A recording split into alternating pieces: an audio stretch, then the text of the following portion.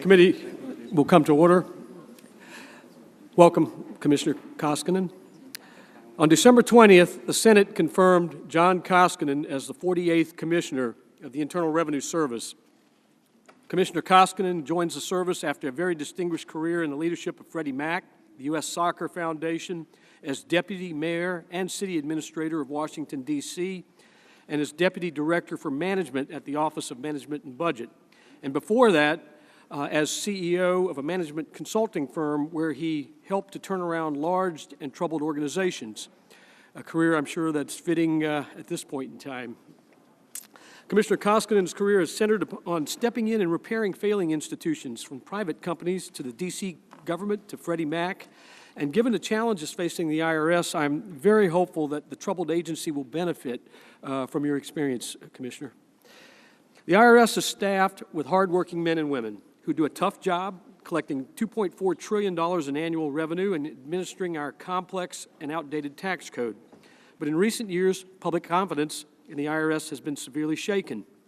In 2011, the committee investigated rumors that the IRS was seeking to interpret the gift tax and apply it to donors to right-leaning social welfare organizations. These rumors were proven true. The committee immediately took action to successfully halt this sudden and unexplained enforcement from the IRS. The committee then began investigating allegations that the IRS was delaying and harassing right-leaning applicants for tax-exempt status. These rumors were also proven true despite 2 years of denials. And now the IRS has recently published draft rules that would essentially codify the continued targeting of these very same groups. These insults to the public's trust have occurred during a time when the IRS is taking on vast new responsibilities under the President's health law, while the agency continues to struggle with many of its core essential missions of revenue collection and taxpayer service. As I mentioned over 2 years ago, the committee began investigating allegations that the IRS was harassing individuals and organizations on the basis of their personal and political beliefs.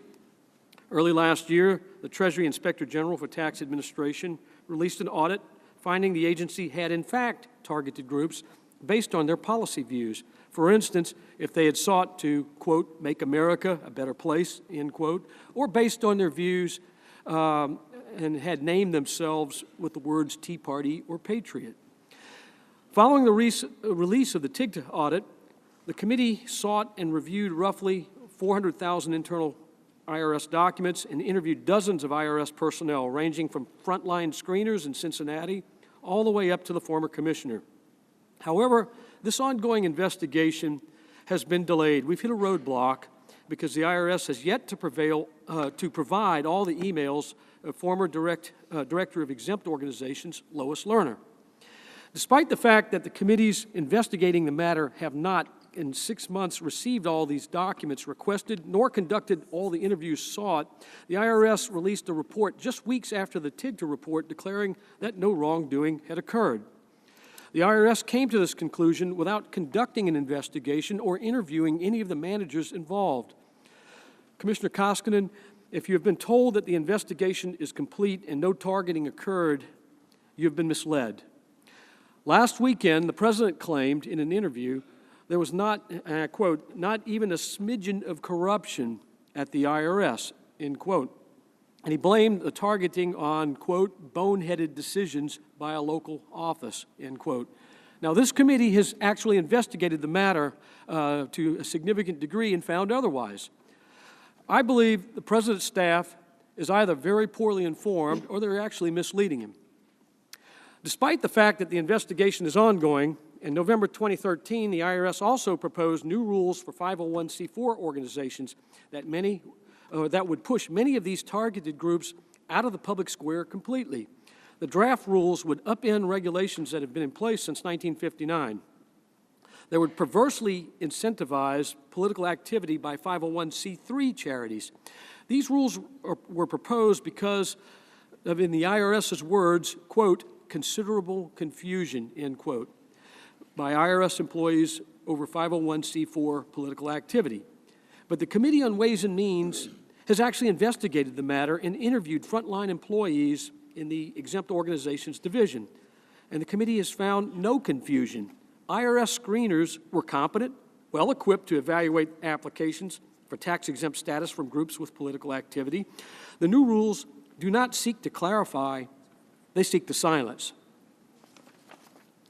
We also spent time meeting with the victims, the organizations and individuals that had been targeted, something that the IRS still has not done. These problems come against the backdrop of an unprecedented backlog in applications for 501c3 applications. This is up over 500% from a year ago. They come in the context of an estimated $140 billion in improper payments processed by the IRS in the past 10 years, and a growing plague of identity theft. In some cases, identity theft has led to over $1 million in fraudulent refunds going to single addresses or bank accounts. And in one case, we've uncovered $156,000 sent to a single address in Shanghai, China. This gross waste of taxpayer dollars must come to an end. Finally, this occurs as the IRS begins implementing the single biggest change to the tax code in a generation, the healthcare law.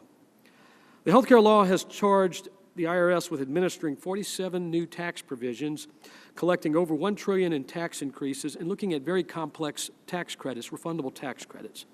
So, Commissioner, the task before you is daunting. Your charge is to restore public confidence in the IRS, rid the agency of mismanagement and political bias, and stop the hemorrhaging of taxpayer dollars to crooks and fraudsters. I want to emphasize, in this charge, the Ways and Means Committee is your friend. We're not your adversary. But I cannot stress enough how important it is that we build a cooperative and productive relationship going forward. You will serve as commissioner for 5 years, so your relationship with the committee will be a long one. It can be a productive relationship, or it can be an adversarial relationship. We have to make this productive. Just this week, you announced, to my surprise, that you would change an earlier decision and award over $43 million in bonuses to IRS employee union members. This occurred at a time when the IRS is constantly complaining about the scarce resources. Making matters worse, the IRS failed to inform the committee of this decision in advance of the announcement, despite knowing that this was a subject of concern for this committee and the subcommittee in particular. Adding insult to injury, as we will get to later, the IRS continues to withhold documents requested by this committee pursuant to the ongoing investigation. Commissioner, we need you to turn these documents over.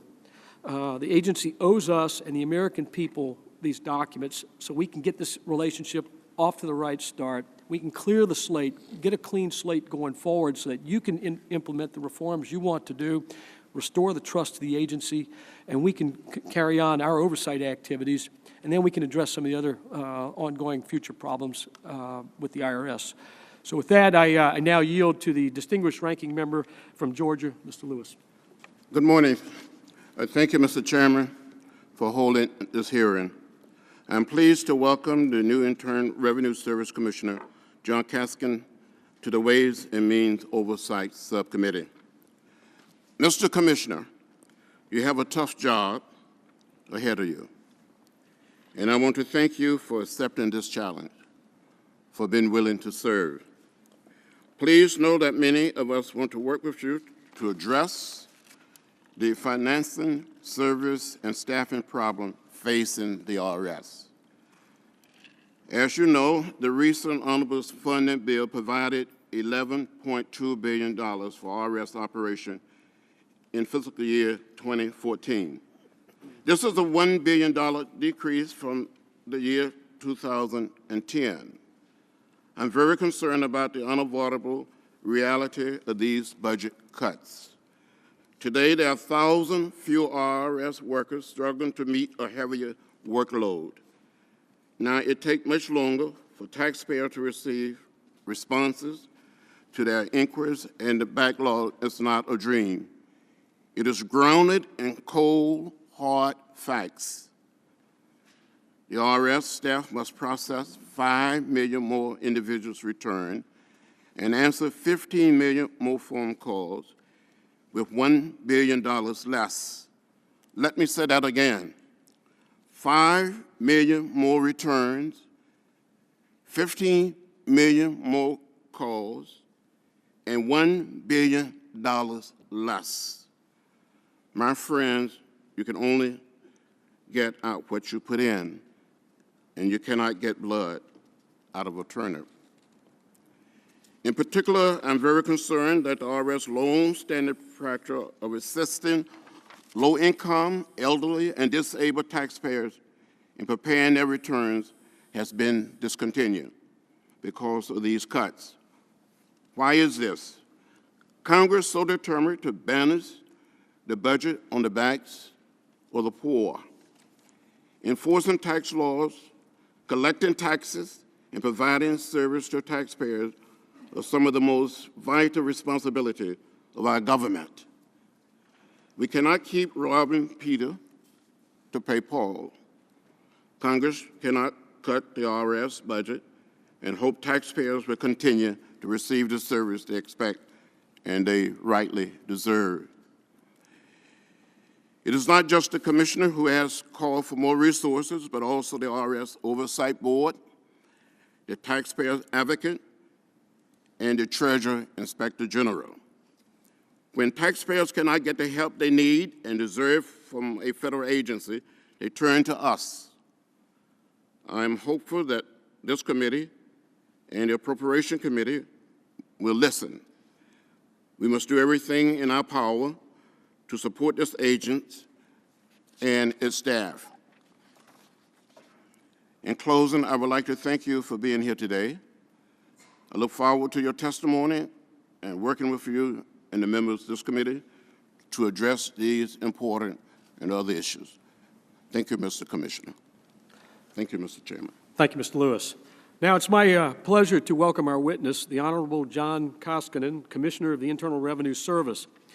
Welcome, Commissioner. I know this is your first appearance before the Ways and Means Committee, subcommittee included, and certainly your first appearance since confirmation before Congress. So we welcome you. We thank you for your time today.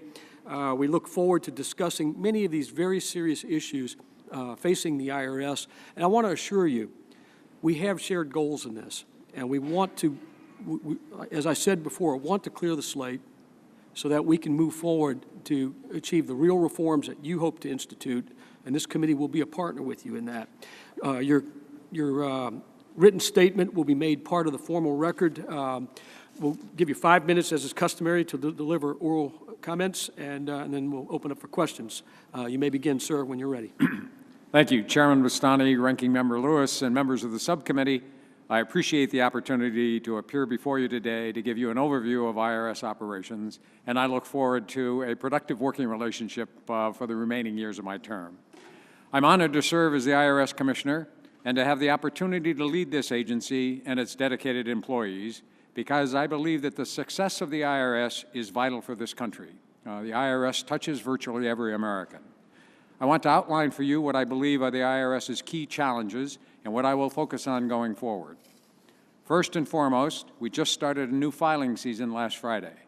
We sometimes lose sight of what a tremendous accomplishment it is for the agency to process efficiently almost 150 million individual taxpayer returns, with 120 million of them being filed electronically. I'm confident that, thanks to the hard work of our employees, this filing season will go well. Another priority for our agency is to put to rest all of the issues and concerns surrounding the application process for tax-exempt status. The management problems associated with 501c4 applications have shaken public trust in the IRS. Under the leadership of former Acting Commissioner Danny Werfel, the IRS has already made great progress in this area, and it's my job to help make sure we complete the work. In every area of the IRS, taxpayers need to be confident that they will be treated fairly, no matter what their background or their affiliations. As the Chairman noted, public trust is the IRS's most valuable asset. The IRS also needs to build on the progress that's been made to improve tax compliance in a number of areas. One of the most critical is refund fraud caused by identity theft. The IRS has gotten much better at resolving identity theft cases. We closed 963,000 last year, almost double the number for the year before. And we're resolving cases faster. On average, it now takes 120 to 135 days for new cases to be resolved, compared to more than 300 days in previous years. But we can and will do better. Along with enforcement, the IRS also needs to keep looking for ways to improve the service we provide to taxpayers, which is critical to ensuring that our system of voluntary compliance works properly. We continue to upgrade our website, irs.gov, and are adding more online tools and services this filing season to make it as easy as possible for taxpayers to determine the amount they owe and to pay that amount on time. Another priority is fulfilling our responsibilities to implement tax-related provisions of enacted legislation, including the Affordable Care Act and the Foreign Account Tax Compliance Act. On the management side, I strongly believe that the success of the IRS depends on the experience, skills, and enthusiasm of our employees. I'm committed to doing everything possible to ensure that they have the leadership, systems, and training to support them in their work and to allow them to reach their full potential. To keep making progress in all the areas I just mentioned, the IRS needs to have adequate resources. I am deeply concerned about the significant reduction in the IRS budget over the last several years. As noted, our current funding level at just under $11.3 billion is roughly $900 million to $1 billion below what it was 4 years ago. We now have about 10,000 fewer employees than 4 years ago, including 3,000 fewer revenue agents and officers. One of our biggest concerns is being able to deliver the services taxpayers need during the filing season. Last year, for example, about 40% of taxpayers who called the IRS were unable to reach an IRS employee. That's unacceptable. But we don't see that number improving much if at all this year, and we're worried there will often be extensive wait times for taxpayers trying to get through. Expanding our online offerings can only go so far to ameliorate this problem. Amid our budget difficulties, I recognize that there has been a loss of confidence within Congress in regard to the way the IRS has managed its operations. One of my responsibilities is to ensure that we quickly solve management and operational problems that may arise so that Congress can be confident our funding will always be used wisely. I look forward to working with Congress and with this committee to solve this budget problem. I hope that one of the legacies of the 4 years remaining in my term as IRS Commissioner is that we'll be able to put the agency's funding on a more solid and sustainable basis. That concludes my preliminary comments, and I will be happy to entertain your questions. Thank you, Commissioner. 2 days ago, the IRS announced it had reached a deal with the IRS Employee Union, the National Treasury Employees Union, to award over $43 million in bonuses to unionized employees. The IRS also announced new bonuses for managers and executives, and this comes at a time when every agency is certainly struggling to do more with less, and we're open to that. We're sympathetic to that. And the IRS is blaming declining customer service on insufficient funding. But many Americans, frankly, and I hear this in my district, I think others as well, are surprised to hear that IRS employees are unionized. They will be even more surprised at how much money is being spent on union activity.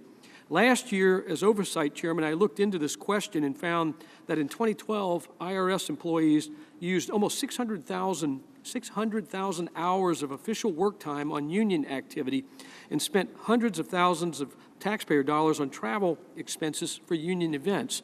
So, I mean, I understand that the question of why IRS employees are unionized predates your confirmation. I mean, that's known, but can you tell us why the IRS is now reversing a decision that Danny Werfel, when he was your predecessor, made?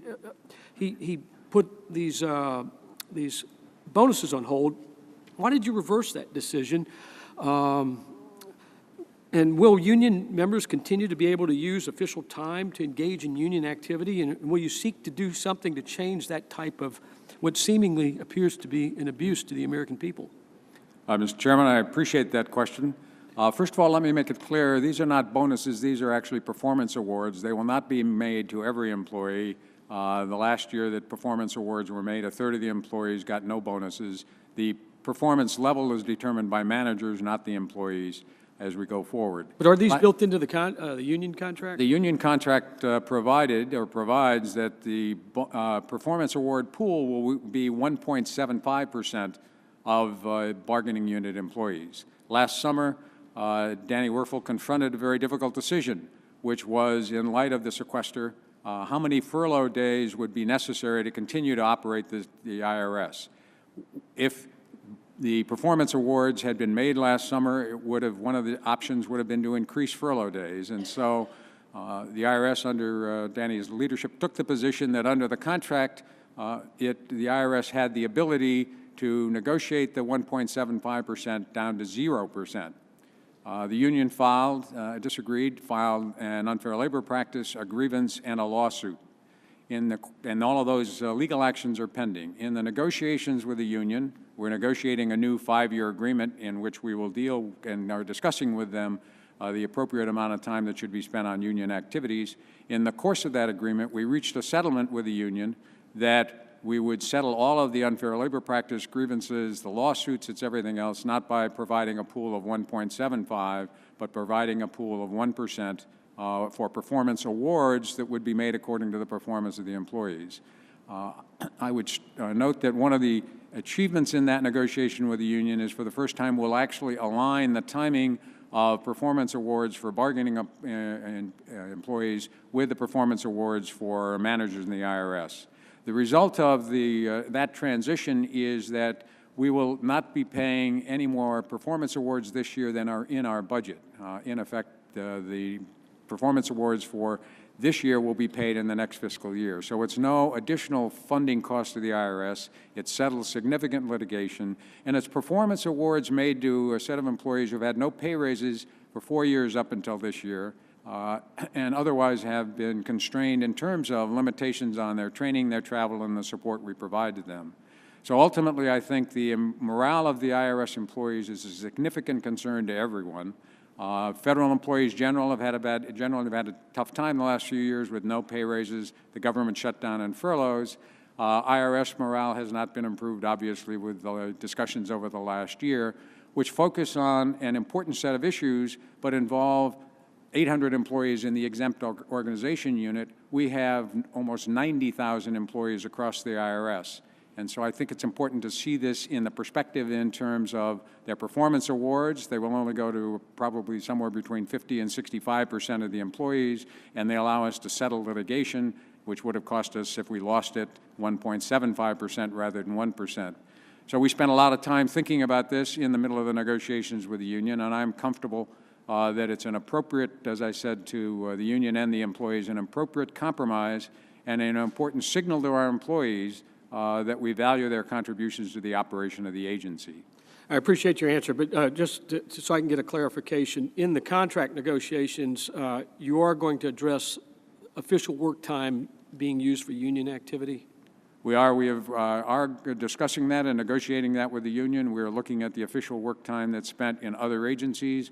We're discussing with the union ways that work time can be used more efficiently.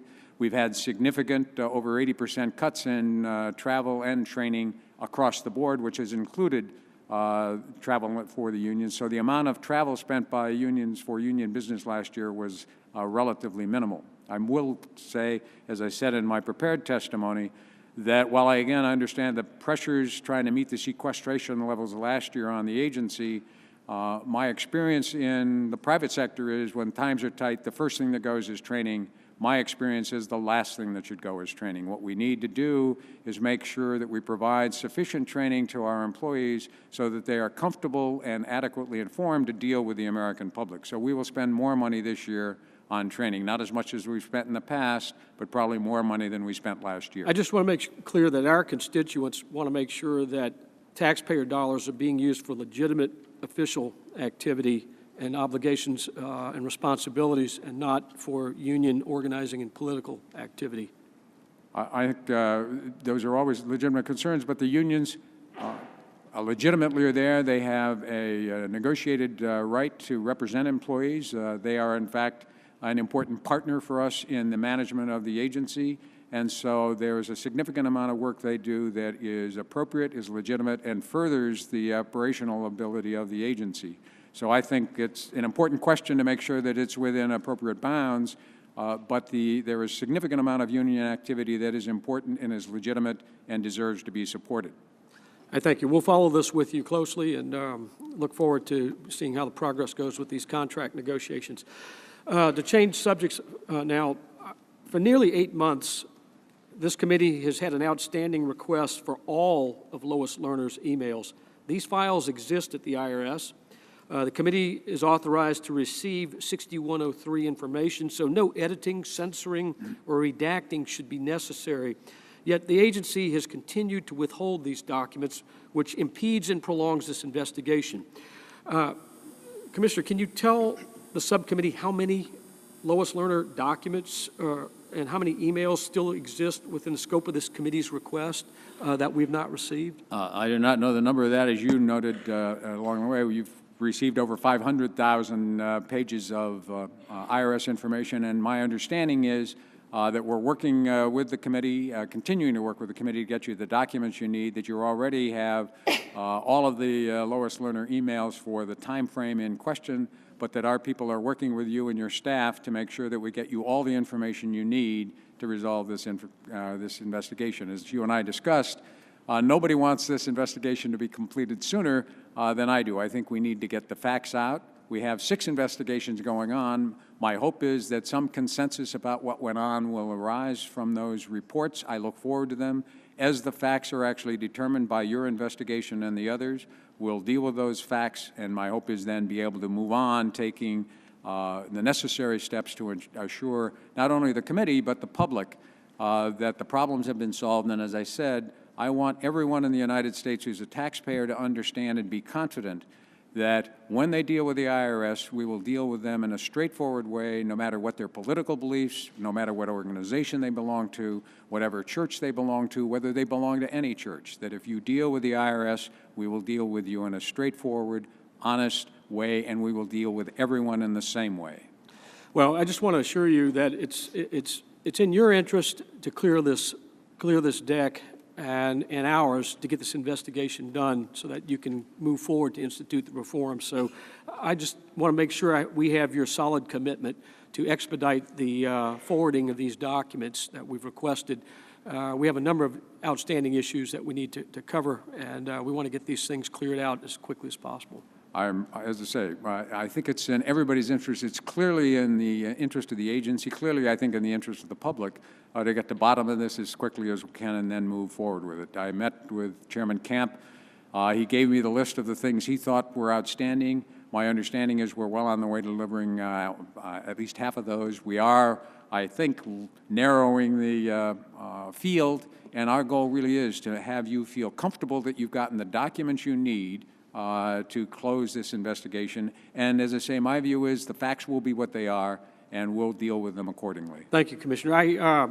Just this morning, I reviewed with Ways and Means staff the 7 items that Chairman Camp requested from the IRS. Right. And as of this morning, we've only received or really completed concerns on 1 of those 7. So if we can address that and get those 7 items into the hands of the committee that Chairman Camp requested, that will certainly help us move forward. It's at the top of our list, and I appreciated having a list because it, again, allows us to focus on what you actually need and what's left. My understanding is I think we're doing better than the 1, but we are clearly committed to working through that list with you and with the chairman. Thank you. Last week, Chairman Camp wrote asking that you provide all documents pertaining to the recent 501c4 rulemaking that we've both talked about today. It asked for these documents by February 13th. Can you confirm whether the IRS will provide these documents within the requested time frame? We and the Treasury just received that letter from the chairman. As you know, this is not a concluded rulemaking. We are, in fact, at the front end of the rulemaking. The draft proposal was issued before I became commissioner, actually before my hearing, which made the hearing more interesting. And it asked for comments on the 3 basic issues of the regulations. That is, what should be defined as political activity, how much of that activity can be allowed for organizations of any kind, what the percentage is, and to which organizations in the 501c exempt area should any of those definitions and regulations apply. At last count, I'm told we have received over 21,000 comments, which sets a new American record for responses to draft regulations. But we're in the middle of that process. We need to then, the comment period will close at the end of this month. He also has a view on it to provide that. It will take some time to go through those comments. We will probably have a public hearing on it. So the issue of, in the middle of that process, providing information about who talked to whom and what they had to say is complicated, because what we don't want to do is interfere with the internal discussions and review of those comments and the proposal of what the either potentially final regulation would look like for more comment. But we are anxious to work with the chairman in terms of making sure you have information. As I say, we would like to close the 501c4 issue. The issue of how the regulations were defined and designed is, to my mind, somewhat of a separate issue, and we need to discuss that with you. But I would stress we're in the middle, at the front end of that process, and so we need to be careful that we don't, in effect, interfere with that process as it goes forward. Thank you. And finally, years before Lois Lerner's admission that the IRS targeted conservative groups, the committee opened an investigation into allegations that conservative donors were being targeted. Our fears were confirmed when we discovered that the IRS inappropriately asked several groups for information about their donors.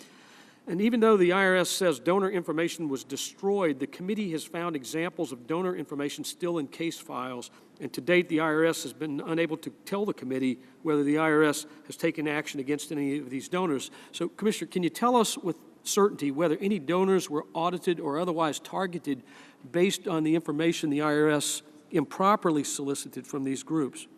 My understanding is those donor lists have been destroyed, that anyone audited is being audited for reasons other than their process there. One of my concerns in terms of the public confidence in the IRS is, even with diminished resources, and even though we have fewer audits now than we've had over the last 5 years on an average, we still audit. Some of them are just letter audits. Send out 1,400,000 audits a year. So somebody on that audit list is likely to be an active Democrat. Somebody else is likely to be a visible Republican. Somebody is clearly going to belong to one of the organizations here, just statistically. And I am concerned that everybody getting now a notice from the IRS may think, well, it must be because of something I said, a meeting I went to. And I can assure you we've looked into this. The audit selection procedures we've reviewed and are independent. There is a very detailed process by which audits are determined for selection. And as far as I'm able to say, I can guarantee you no one has been selected for an audit because they showed up, at least since I've been around, because they showed up any of those lists, because those lists are no longer available to anyone in the country, including in the IRS. I thank you, and the committee, of course, will continue to follow along with any problems or concerns expressed by our constituents on these items. Right. But let me just close out by saying, if you would, these 7 items that Chairman Camp has requested formally, we hope we can get these things taken care of as quickly as possible. I agree. I was delighted, as I said, to get the list. We're working with the chairman's staff, and we will get, we're trying to get those documents to you as quickly as we can, because, as I say, it's a very helpful list to get to an idea of what does it take to get to closure. Right, and many of these are letters that we submitted months ago trying to get information. So we want to get all this cleared out so you can move forward working with this committee to ensure trust in the IRS, once again, on the part of the American people. I appreciate that, Mr. Chairman. Thank you. Mr. Lewis. Thank you very much, Mr. Chairman, for yielding. Mr. Commissioner, it's my understanding that the union that represent the rank and file IRS employees was started many, many years ago, maybe during the 30s. That's my understanding, and in fact, I dealt with all of the government unions 20 years ago when I was the Deputy Director for Management, and the NTEU then was a very active representative of IRS employees.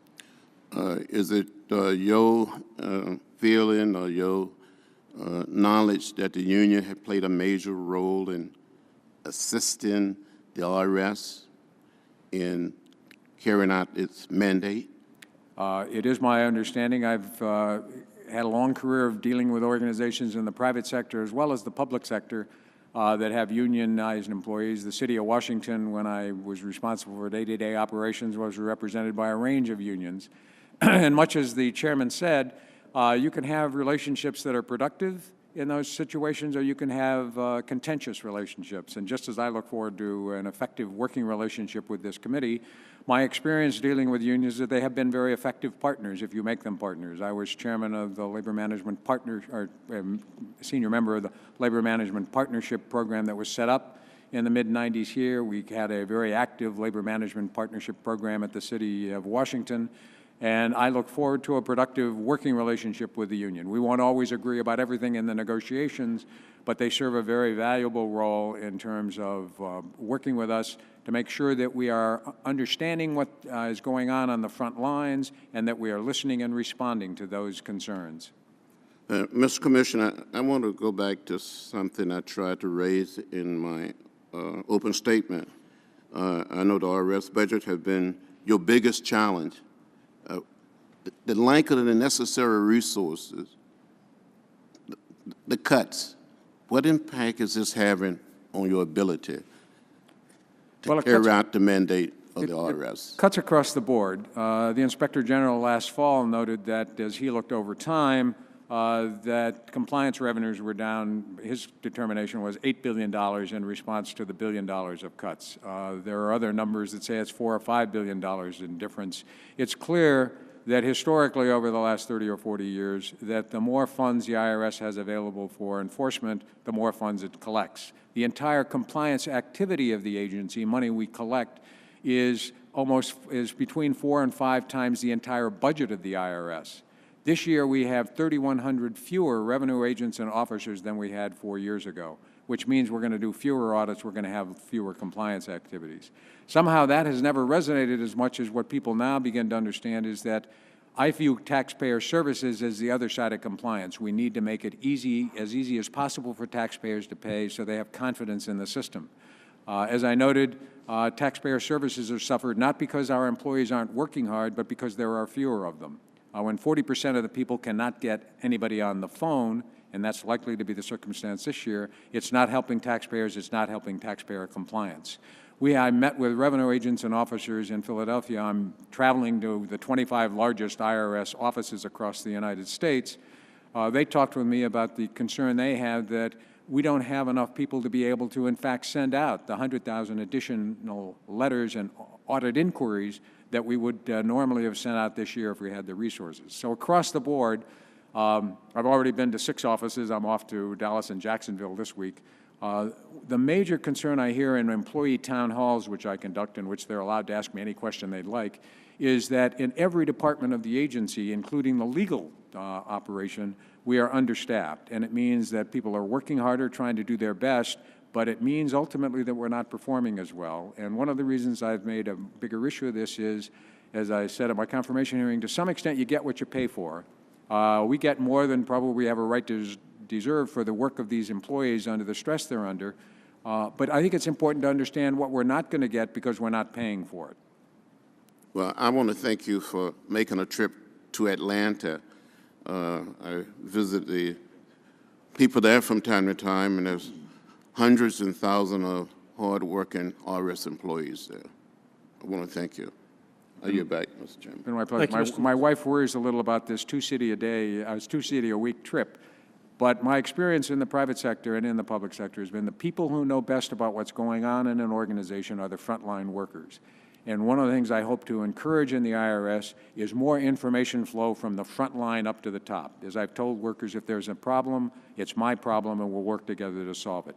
If there's a mistake, it's my mistake and we'll work together to solve it. And if there's a problem I don't know about it, that's my fault, because that means I have not developed a culture where people are comfortable that if there's an issue, they can raise it without, in fact, any concern. And so I've told people, my way of running organizations is bad news is good news, that I can't help solve a problem if I don't know it exists.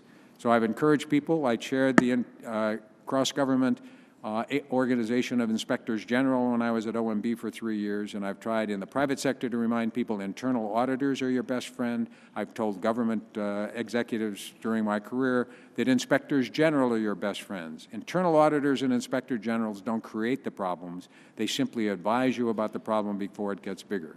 And we're all human. If you make a mistake, you kind of hope nobody notices. But my experience is problems don't get better with age. They get more complicated. They get more difficult.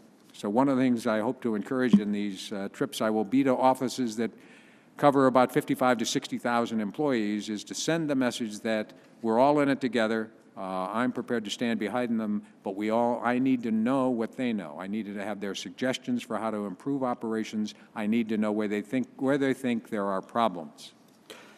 Thank you. I thank the gentleman. Mr. Commissioner, we're joined by the chairman of the full committee, Chairman Camp, and he's going to ask some questions. Well, thank you, Mr. Chairman. Commissioner, I happened to hear the exchange regarding the 501c4 regulations, and what we're requesting is everything up until the regulation was issued. As you know, it was issued on Black Friday, the day after Thanksgiving, the proposed regulation. So what I'd like, not to interfere with the regulatory process, but to get all communications up until the regulation was issued. I think you should be able to comply with that without having any interference with the ongoing process. So I would hope you would comply with that and cooperate with the committee in that regard. As you and I discussed, I'm anxious to cooperate with the full committee as well as this subcommittee, because I do think we have substantial joint interest in improving the operations of the IRS. My point was, to the Thank you. extent- I heard the point, and I want to move on to something else now. Commissioner, the Obama administration's tried to blame the IRS's targeting of conservative and Tea Party groups on low-level workers who were confused about how to process their applications. And on Sunday, the president claimed that the targeting was based on 501c4, a 501c4 law that people think is confusing, and that's a quote. And frankly, that assertion I find a bit confusing because nowhere in our investigation have we found that to be the case. I'd like to display an email. Are you aware that when a screener in Cincinnati first alerted his superiors to certain Tea Party cases in February of 2010, that he didn't do it because he was confused? He said in his email, and I'm quoting, and it's displayed on the screen, "Recent media attention to this type of organization indicates to me that it is a high-profile case," end quote. So did you know that it was media interest and not confusion about the law that started this? I did not know that. I have not been participating in any part of the investigations. All of this happened obviously before I started. As you heard and as we've discussed, my view is that we now have 6 investigations going on, 2 in the House, 2 in the Senate, the Justice Department and the Inspector General. My goal is to get everybody the information they need to get these investigations closed and to determine what the facts are. Okay, well, then I would certainly urge you to go back and look at the facts, to read that email, because in addition to flagging it because of media attention, the Cincinnati worker correctly quoted the IRS's procedures regarding the processing of these kinds of cases. He was clearly not confused. He knew exactly what he was doing. And it was Washington, D.C. that told him to hold and sit on these cases. So I understand that when new subjects pop up, sometimes people are unsure how to react to them. But again, that isn't the case here, and the rules for 501c4 organizations are well established. Do you know how long the rules have been in place for these organizations? The statute was passed some time ago. In 1959, the Eisenhower administration made the determination that the wording exclusive in the statute, which could be interpreted in a lot of different ways, including no activity, should be interpreted that exclusively engaged in social welfare activities should mean primarily. And since 1959, that has been, excuse me, the standard, as I understand it. Yeah, so these, these have been in place for more than a half a century.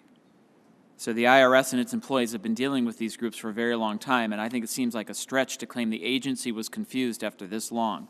And I frankly give the employees of the IRS more credit than that. Now, are you aware that IRS employees in Cincinnati were actually processing cases before Washington, D.C.'s involvement?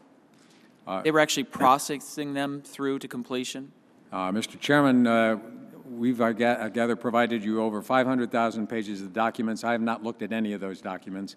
My view is that for me to try to track through all of that and catch up with everybody is not a productive use of my time. I look forward to your report. As I said, I think the facts will be what they are, and we will respond to them. And so I will guarantee you I will read the report, and we will respond to the facts. But it doesn't serve my ability to manage the agency to go back in time and try to look at any particular activity. Frankly, I think this has a direct bearing on the management of the agency. It's a fact that Cincinnati was approving Tea Party cases before getting orders from Washington, D.C. to hold them. And they were processing them without delay and without intrusive questions. Now, through our investigation, we've identified examples of applications coming in subjected to review and approved from conservative and Tea Party groups that were approved within 3 months. And it was only after Cincinnati highlighted this high-profile media attention that Washington, D.C. got involved. And it was only then that these groups were subjected to what I would call inexcusable delay and harassment. And it seems there's a pretty clear fact pattern that's developing here. And it wasn't confusion. It was Washington, D.C. that caused conservative groups to be targeted and harassed.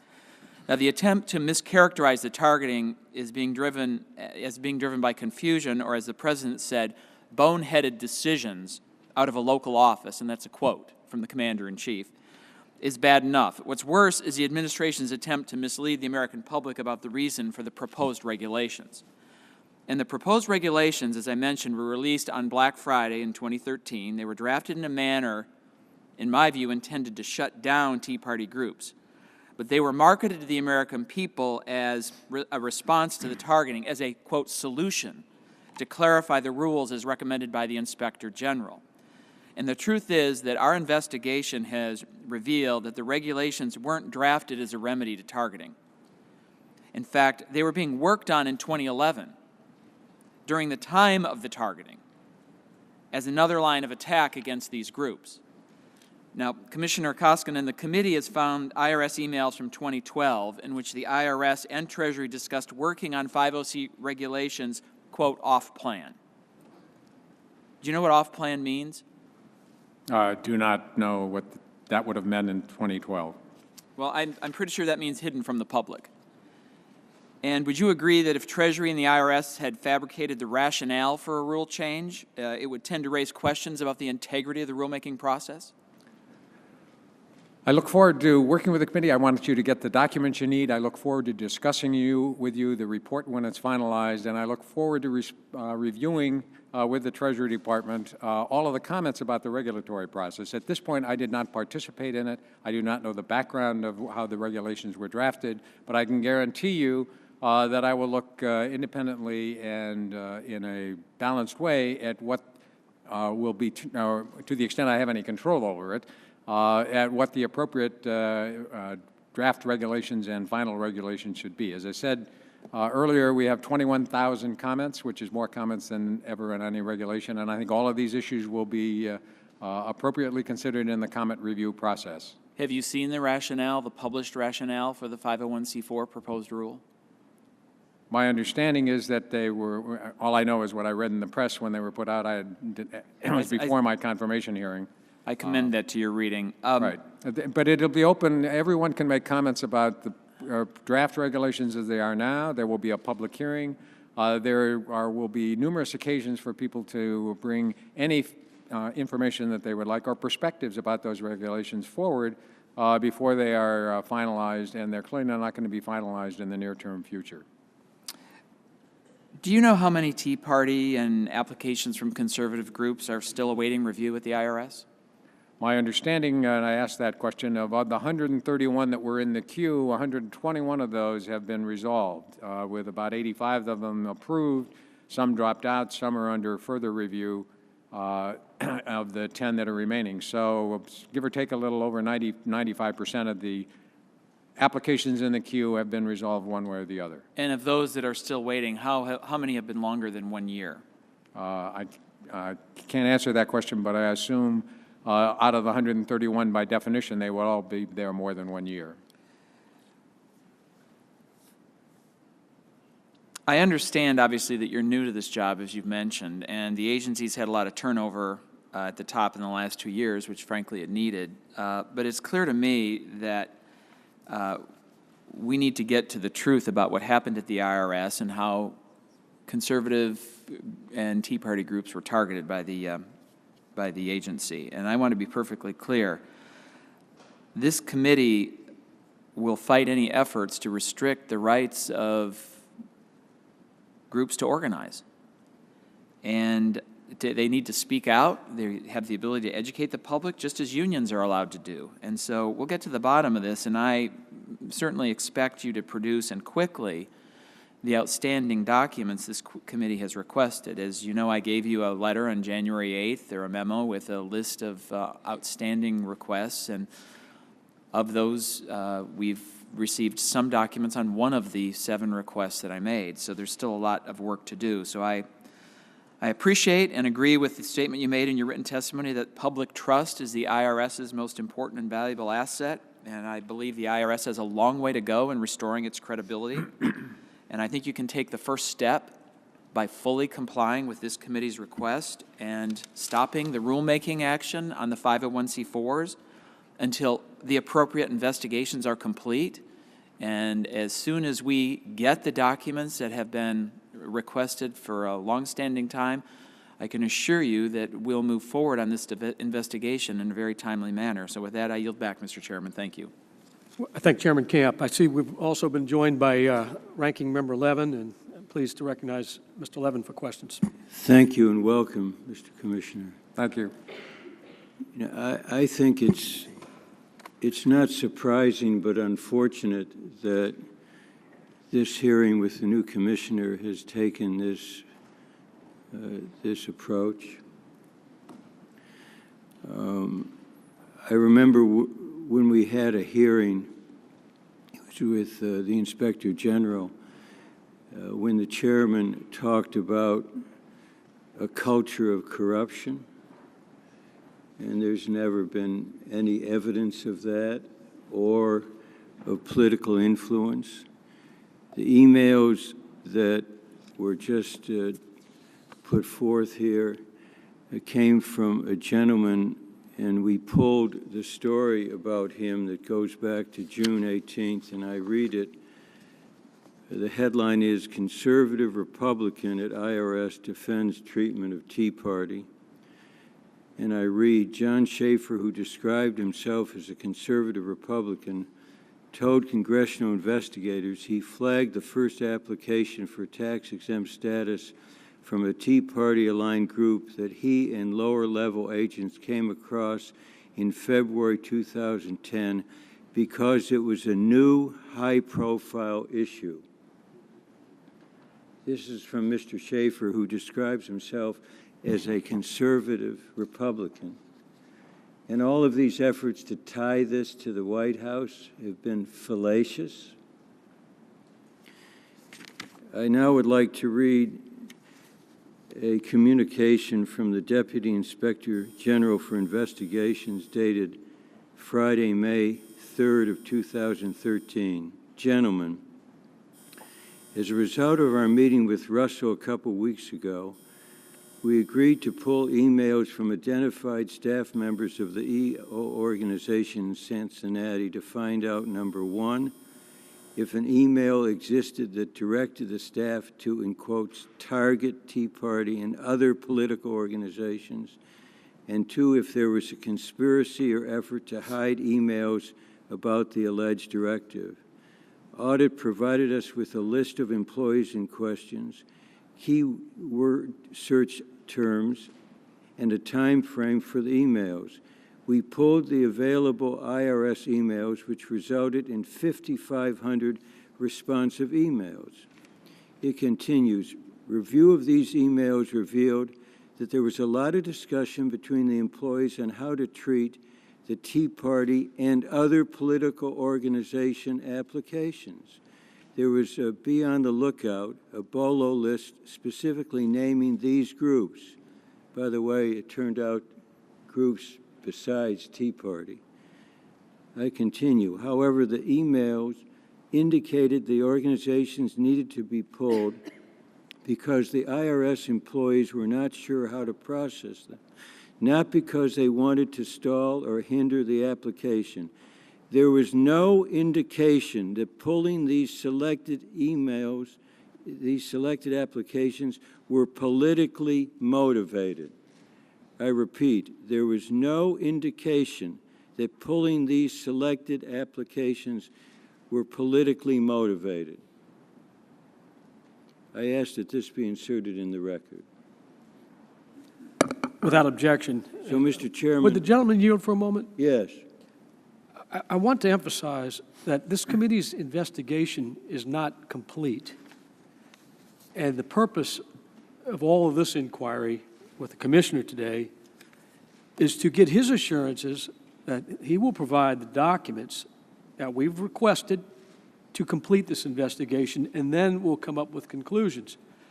I think it's in the interest of every member of this committee, regardless of their party affiliation, to get to the bottom of this based on the facts. All right, so, look, just ask him, will you supply the information? Don't veer off in trying to revive a position that has not been supported one iota. One iota. And it's clear you're trying to keep this issue alive for political purposes. This statement from the deputy says there was no political motivation, and there never has been a scintilla of evidence. And so now the commissioner comes here, a new commissioner, when we should try to get off on the right foot, on a constructive foot. And what happens? You confront him with emails. He wasn't involved. And emails that tried to resurrect an issue that is not supported, Mr. Chairman.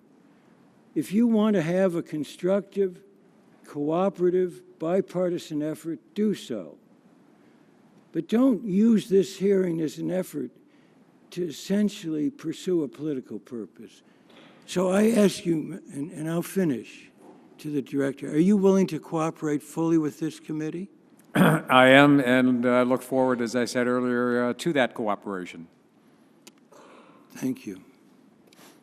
I thank the gentleman, and I welcome the Commissioner's commitment, and I want to just simply emphasize that there are a number of outstanding requests that have not been met, and so we welcome the commitment on the part of the Commissioner to expedite this process and to meet the demands of the committee so that we can complete this investigation.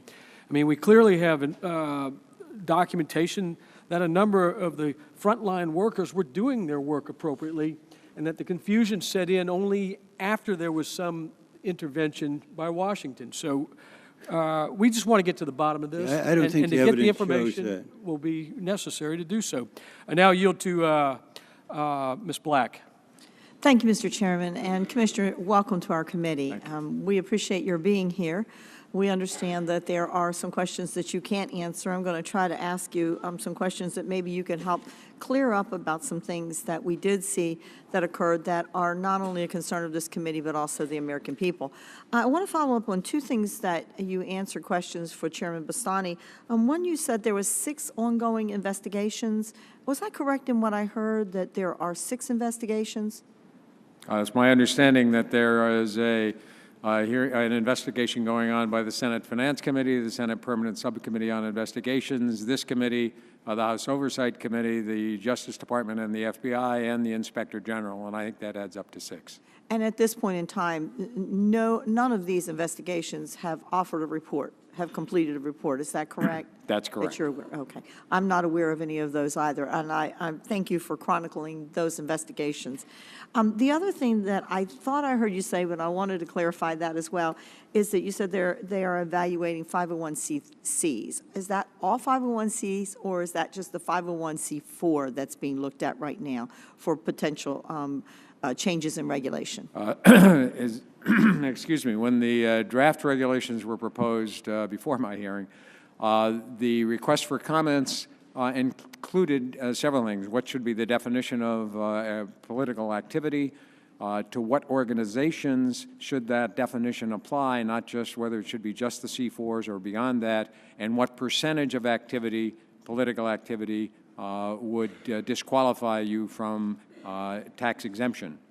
So one of the questions on which people are providing comments is whatever the definition of political activity, to what 501c organization should that definition apply?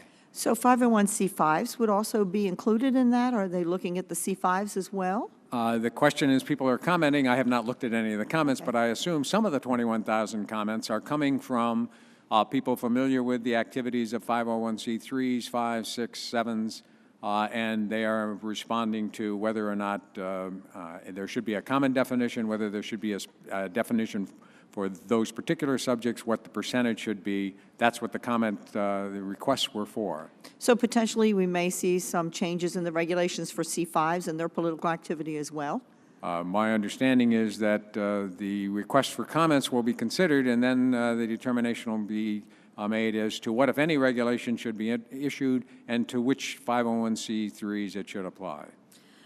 So let me go back. Last year, our committee uncovered the existence of the IRS surveillance program called the Review of Operations that was used to keep tabs on organizations that are approved. They've already been approved for their tax-exempt status. And the committee is in possession of emails, and I'm not going to ask you to weigh opinion on those emails that you have not seen, but in which high-ranking IRS officials said, and I quote, "We suspect we will have to approve the majority of the C4 applications," close quote, but they would also, and quote, "refer these organizations to the review of operations for follow-up in a later year." This was a period in the summer of 2012 where the IRS had a lot of applications that they were approving, certain applications for the 501c status in response to congressional pressure and also the commencement of TIGDA's investigation. So to be clear, the IRS employee was saying that they would approve the applications but subject them to later future surveillance. Not surprisingly, our investigation also discovered of groups that were referred to this surveillance, 83% were right-leaning. And after the committee discovered the practice, the IRS quickly suspended it, saying that, and I quote, "referrals were being returned to EO determinations for further review to ensure they were appropriate." So moving forward and looking at the current status, where is the status of this surveillance program now? My understanding is there is not a, quote, surveillance program in existence. As I think all of you understand, determinations are made at the front end for all 501c3 applicants. Last year we had 80,000 applicants for 501c status of one kind or another, the bulk of them for C3 status. Everyone who is determined and passes through that hurdle and gets a certification to be a 501c3, 4, 5, 6, or 7, then goes out and does their work. And it's an obligation of the IRS over the course of time to review those activities to determine that they are, in fact, doing what they said they were going to do when they were given 501c status. Most of those oversight reviews are for 501c3s because they are the most voluminous. The number of 501c4 applications is overall is probably 4 or 5% of the applications we get every year. So 95% of the work that goes on has nothing to do with C4s. And the C4 applications are spread around a lot of activities. There are garden clubs. There are a lot of other social welfare activities in that pool. All of them are subject to review. If I could reclaim my time because I've got a red light. Go ahead. I just want to be assured that none of those applications that were in that ROO are in that category, and they've all been released, and that's all been taken care of. That's been taken care of, but I would stress that every organization that has a 501c determination over time will be reviewed because that's an obligation of the IRS to make sure that people are in fact performing in their 501c exempt status as they said they were going to, whether they're a charitable organization or a political organization or a social welfare organization. 5 years out, it's important for the public to be confident that they're still doing what they said they were going to do in the application process. Thank you so much. Ms. Sanchez. Thank you, and I want to thank you, Commissioner Koskinen, for being with us today. Can I just ask, when were you confirmed for your position as Commissioner at the IRS? I was confirmed on the last day of this last session on December 20th. And do you feel like you're in a position to speculate as to people's motivations or pieces of evidence or activity that might have occurred at the IRS prior to your being there? I am not qualified now, and I don't think I'll ever be qualified to speculate about what happened in the past. Okay, because I'm getting the sense that, I may be wrong, but I thought this hearing was to talk prospectively about issues that were concerned with things like identity theft and improper payments. And it seems like we're just beating a dead horse over and over again. There are ongoing investigations, which I appreciate and understand the importance of, but I'd really like to talk prospectively about some of the other issues that were noticed in the hearing for today, and I'll use my time to do that. I join with my colleagues in expressing deep concern for things like identity theft and improper payments made by the IRS. But I do want to commend you for coming and being forthright and for addressing those issues head on and continuing to keep us informed about how Congress can improve that situation. That being said, I want to talk specifically about the EITC. I don't agree with comments that demean the outstanding goals that have been achieved through the Earned Income Tax Credit. I think that we can probably all agree that fraudulent payments have to be combated, but for me, that doesn't mean that you throw the baby out with the bathwater. EITC is one of the most powerful anti-poverty programs that we have in this country, and I think we need to strengthen it, not demonize it and get rid of it. I think that hardworking Americans who are struggling to make ends meet can benefit from that because nobody gets rich from the EITC. Folks that claim the EITC generally are just trying to make ends meet. So I can't help but think that what the committee should be addressing today is the underutilization of this credit by the people who need it most, hardworking Americans, many of whom are trying to support a family. And I think somewhere between 3.5 and 7 million eligible families never even claim that credit. EITC has been one of the most powerful welfare to work incentives, and we should be promoting it, quite frankly, not cutting the budget of the IRS and not getting rid of programs that help tax filers understand how to file their tax returns and how to claim the credit.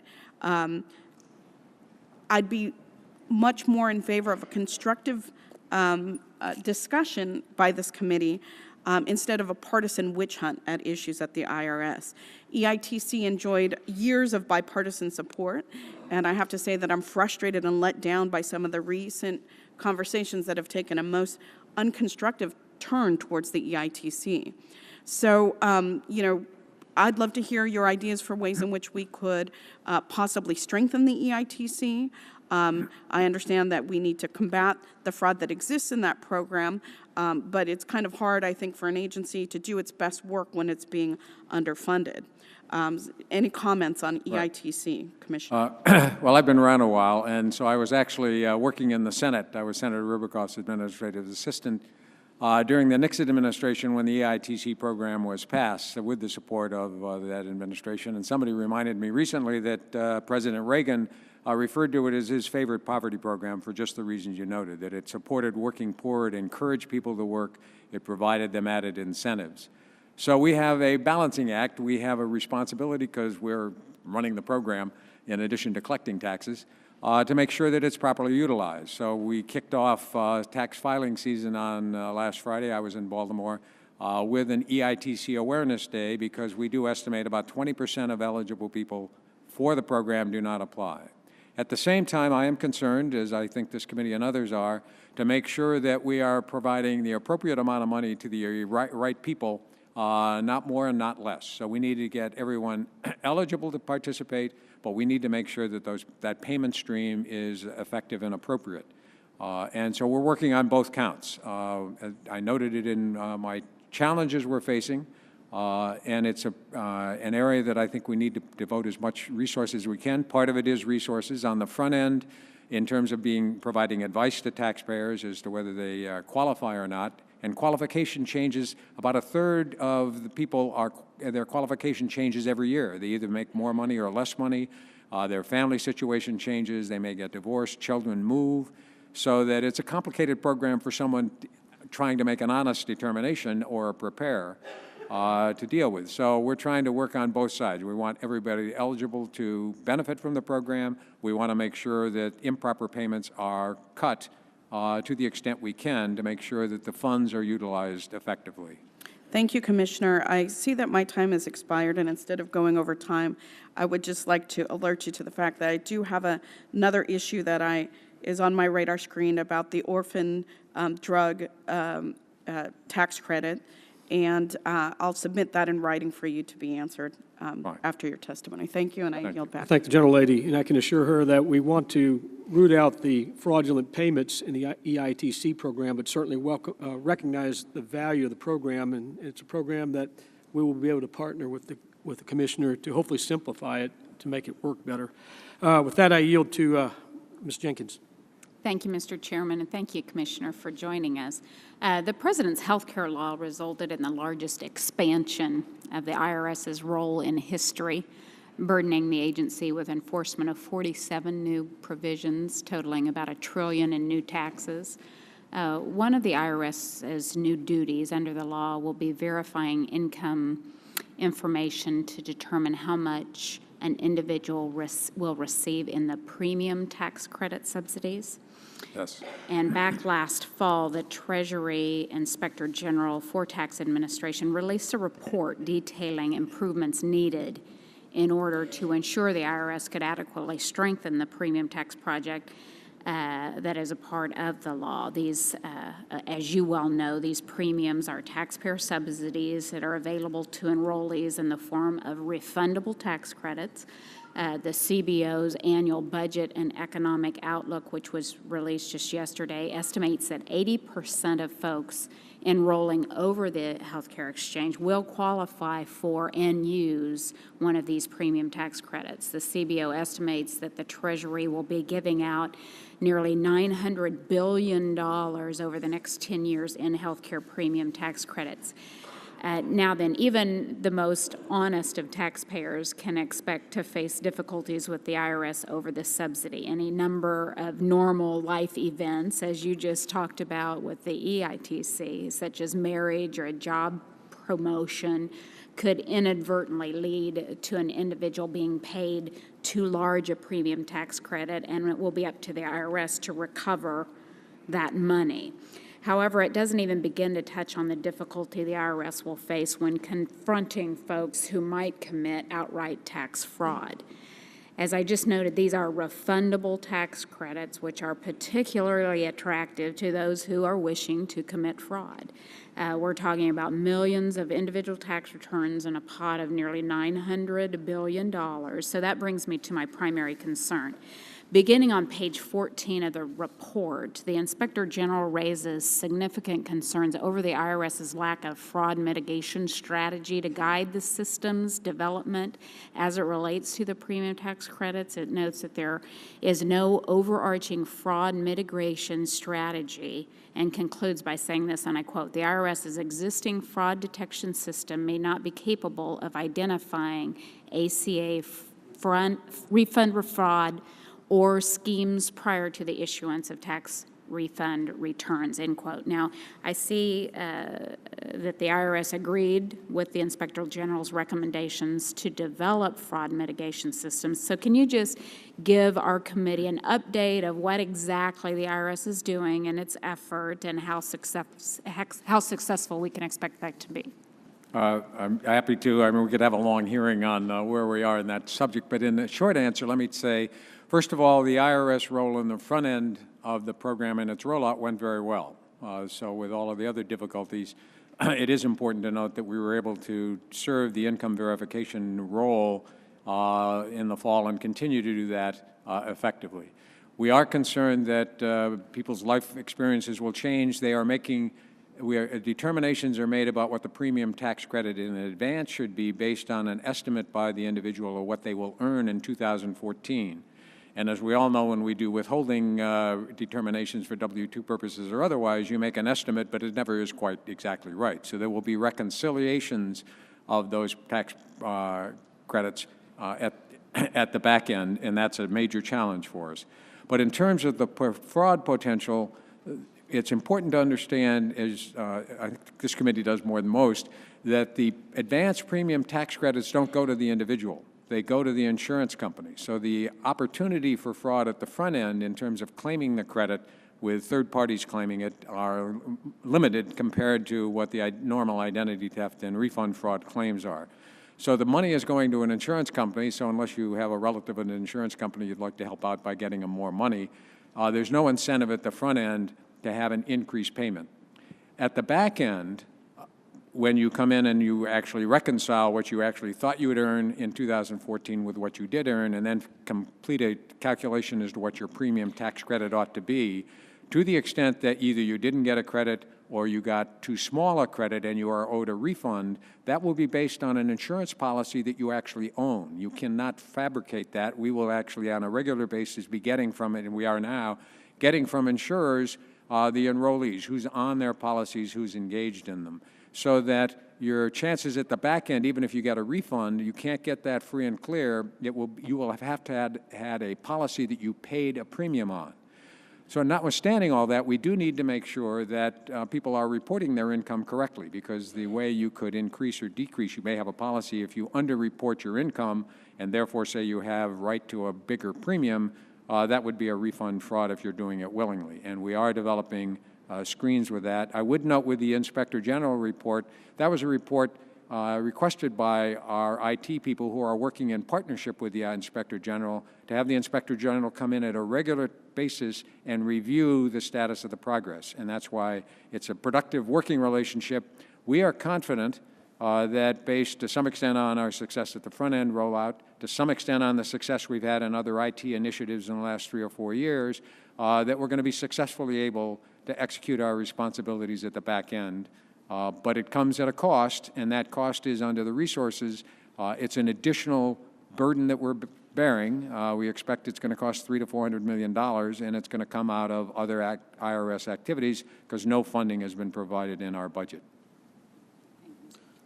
Thank you. Mr. Davis. Thank you very much, Mr. Chairman. Thank you, Commissioner, for being here. You know, I was thinking I don't envy your challenge of trying to clear up some misconceptions, allegations, things that may have occurred and did occur prior to the time that you have become the commissioner. But I'm also wondering, and I agree that you can't necessarily get blood out of a turnip.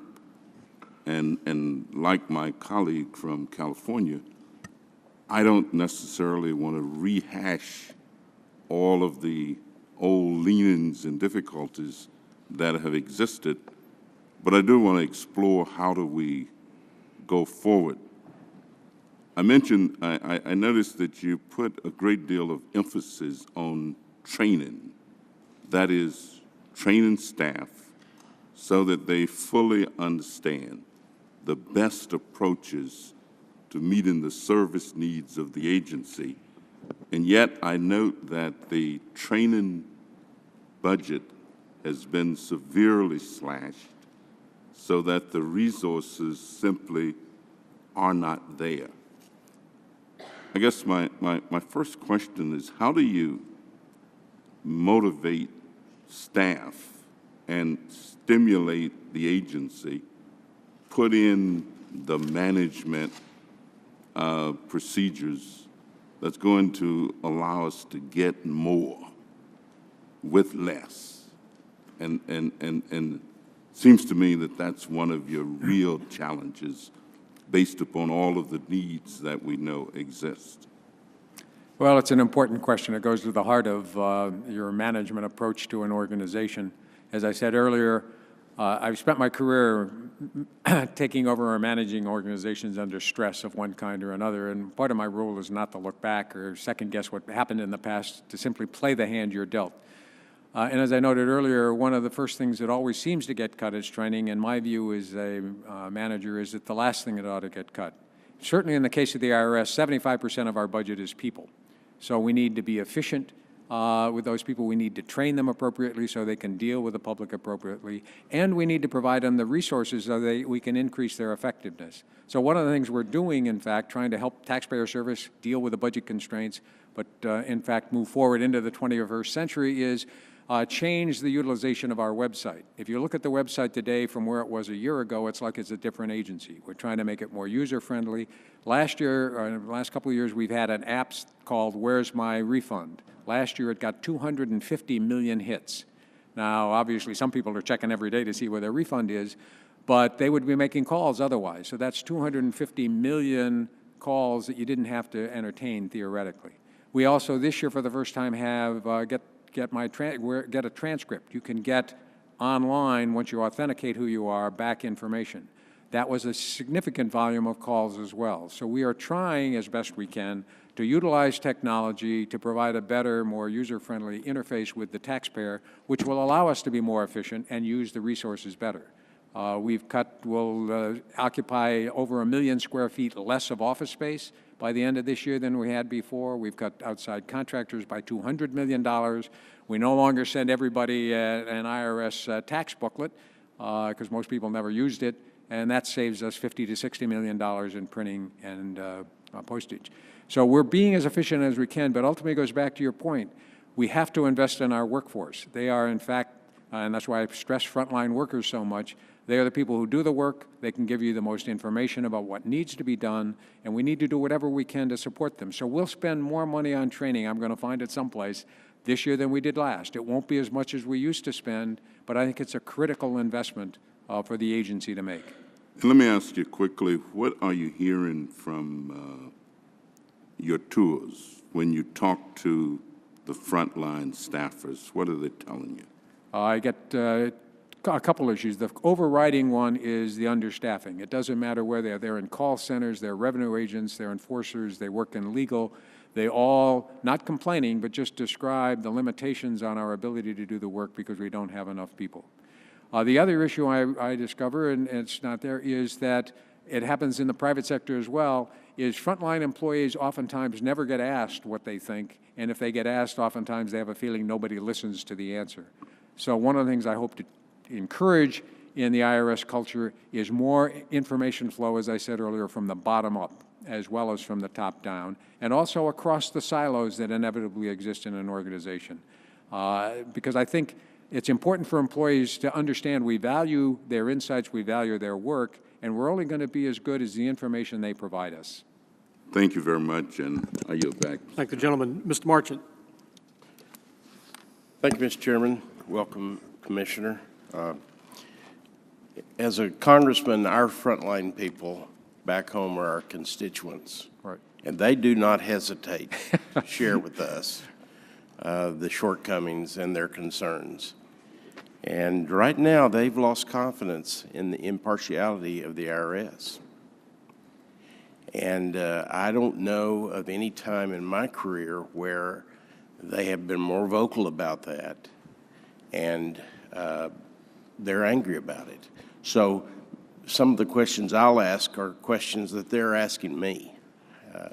And can you say unequivocally at this time that there is no targeting going on in the IRS of any of these groups? I can tell you that, and I ask that question myself somewhat regularly, that as far as I know, there is no targeting. And one of the things I hope to hear from frontline employees is if anybody out there thinks that they're being asked to do something they shouldn't be doing, they will let me know directly, personally. They know how to reach me. But at this point, I am, every place I go, stressing that the IRS needs to be apolitical. It needs to be viewed as an agency with integrity, and people should have trust in it. But ultimately, the proof will be in the pudding. We actually need to deliver on that position. We need to assure people that when they hear from the IRS, it's not because of something they said or someplace or a group they belong to. They hear from us because we have an inquiry about information they provided, and it's the same inquiry everybody else in that situation would get. And over time, people can listen to me and think if they believe me, nobody's challenged my integrity in the past, but ultimately the words won't do it. It is, in fact, we need to deliver with performance. But in this committee, historically, members on both sides of the aisle have asked that very specific question, and we're not told the complete truth. So I appreciate your answer. If you discover this kind of activity, will there be immediate and swift action taken to bring that to this committee and relieve and fire employees for that kind of behavior? I have committed both in the Senate and to this committee as well that if there is a problem, you'll be the first to hear about it, not the last. I think, as I said, one of my reasons for traveling to 25 cities over the next few weeks, I've been to 6, as I said, and I've got 19 to go, is because I want to stress that message to employees. I want them to understand we don't shoot messengers. What I need to know is if somebody has a concern, if something's going on that shouldn't be going on, we need to know about it. We need to know about it and fix the problem quickly, and we need to be transparent about it. Again, as I said, I don't look back in life. I've got enough problems looking forward to solve these problems. But clearly, I understand that if you don't have confidence that you're getting a straight answer from us, our working relationship won't be productive. And so all Several I of the can tell you groups is, that were targeted, pardon? several of the groups that were targeted are in my district. And many of those groups, in order to try to achieve their status, filled out these questionnaires that went out, and many of them gave names of their donors. Now, in previous testimony today, you have said that there is no correlation between any of those donors being audited now and the fact that those donors' names were disclosed. Is that correct? That's correct. Those lists no longer exist. The lists no longer exist, and you said that if they are, it's a statistical, it's just something that's statistical. But it's less than 100 names that were disclosed. And you've said that there's 1.4 million audits going out this year. So it's difficult to believe that 100 possible donors' names are out there. Over 1.4 million audits are going on, and if any of those people are being audited, it's difficult to believe that there isn't any correlation there. Would you disclose to the council of our committee if any of those names of any of the people on those donor lists are being in fact audited? I will be happy. I don't actually have authority, and that's appropriate that I don't, to intervene or actually investigate any individual audit that's going on, and I think you should be reassured with that. But let me just stress, our audit rate is 1,400,000 audits. For people making more than $1 million a year, your chance of getting an audit letter are 10%. So I don't know who those donors are and what their income base is, but I will guarantee you that if there are 1.4 million audits going out there, and some of these people will be upper middle class or higher income earners, somebody in that group is likely to get an audit because it's got not 1 out of 100 for rich people. It's 1 out of 10 for people making over $1 million. It's about 3% for everybody between $200,000 and $1 million. So I expect I'm in that sort of somewhere in the middle. At some point, I'll get an audit letter. It won't be because I'm the IRS commissioner, and in fact, I won't not get one because I'm the IRS commissioner. There's a set of procedures that determine what the allocation and the determination for audits are. So my concern is that people are legitimately going to be in that 1.4 million, and that if they happen to be very liberal, very conservative, I don't want them thinking, I got this letter from the IRS because of who I am in terms of what organization I belong to, who I voted for in the last presidential election, what church I go to, or whether I go to church or not. And that's my commitment to the American public. But I will say that I can't commit that no one in a conservative organization that was improperly selected for further review is not going to get an audit. I can't give you anybody that blanket assurance, and in fact, it would be inappropriate. The fact that whatever your difficulties with the IRS in the past were doesn't mean you're never going to get a legitimate audit. Thank you, sir. Mr. Crowley. Thank you, Mr. Chairman. Firstly, I would appreciate if you could enter into the record a Reuters article entitled Conservative Republicans at IRS Defends Treatment of the Tea Party from June 18, 2013. Can you get copies of that to the committee members? We'll make sure they're Yeah, made without available. objection. Thank you. Commissioner, welcome. I suspect there's been a bit more drama here than you anticipated, maybe not, this morning. I've been around a while, so it's drama I'm used to. Well, I'm glad to hear you're a big boy. I appreciate that. We're going to talk about that in a moment. But with the chairman of the full committee coming down this morning and dramatically delivering to the committee what would appear to be new emails, but in fact are old emails that have been gone through over and over again in an attempt to find a smoking gun that would link what has taken place or supposedly taken place at the IRS to the president. And I have tremendous respect for the subcommittee chairman, Dr. Bustani, and I appreciate the hearing being called this morning. But let me just, in his statement before the committee just a moment ago, that this is an open investigation, leading to, in effect, that there's been no conclusions made as of yet. But I have to read from the chairman's opening statement, and I quote, "Last weekend, the president claimed there was not, quote, even a smidgen of corruption," end quote, at the IRS. And he blamed the targeting on, quote, boneheaded decisions, unquote, by a local office. And again, further quoting the chairman, "Now this committee has actually investigated the matter and found otherwise." Those two statements don't necessarily jive. And I would suspect that really it is, again, an attempt to find the smoking gun. By the numbers, 500,000, the number of pages documents provided by the IRS to the congressional committees without any indication of political motivation. 60, the number of interviews conducted by congressional committees with current and former IRS employees. 14, the number of congressional hearings where IRS personnel have answered questions related to the investigation. 5,500, the number of IRS employee emails and the Inspector General's chief investigator reviewed and concluded that no indication of political motivation before the TICA audit was published. The IG failed to even mention this investigation, led review of emails until it was revealed in July of 2013, 2 months after the audit was published. There was no indication, unquote, "there was no indication that pulling these selected applications was politically motivated," end quote, the head of the investigations wrote in an email to the senior staff at the TIGTA on May 3rd, 2 weeks before the audit was published. And quote, "The email traffic indicated there were unclear processing directions, and the group wanted to make sure they had guidance on processing the applications, so they pulled them. This is a very important nuance," end quote.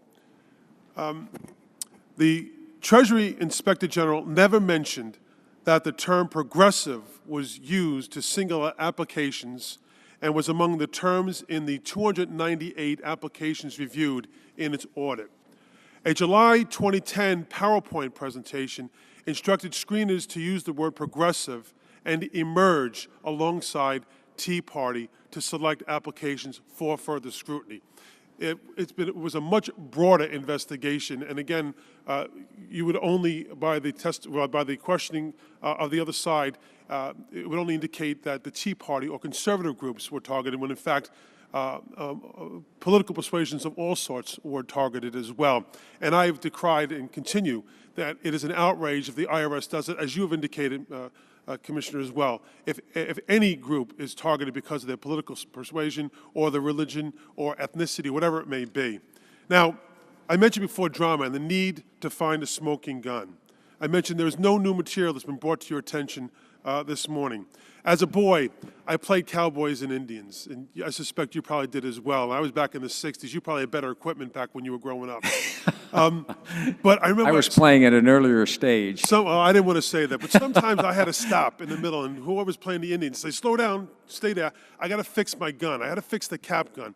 Because if you got it just right, you can pull the trigger of the cap gun, it would hit the cap just perfectly. You get a great sound, and you get an awful lot of smoke.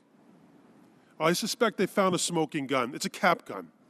And if you press it a lot, you get an awful lot of smoke. And that's what they've been doing over and over again. Commissioner, good luck to you. You'll be dealing with it for some time. We can continue to hear, I think, the same rhetoric from the other side. But remember, they have a gun. It's a smoking gun, but it's a cap gun. I yield back the balance of my time. Thank you, sir. I thank the gentleman for his fine speech, and I would just want to acknowledge the fact that we're still waiting on information, and in fact, there's a central committee, a central person in all of this is somebody we have not had access to in this investigation, and we're still awaiting very important email communication. So with that, I will... Chairman, would you just yield for a moment, Mr. Chairman? Now yield to Chairman, just for a Mr. moment, Reed. He's been clarification. waiting patiently. Mr. Chairman, just for clarification on your statement.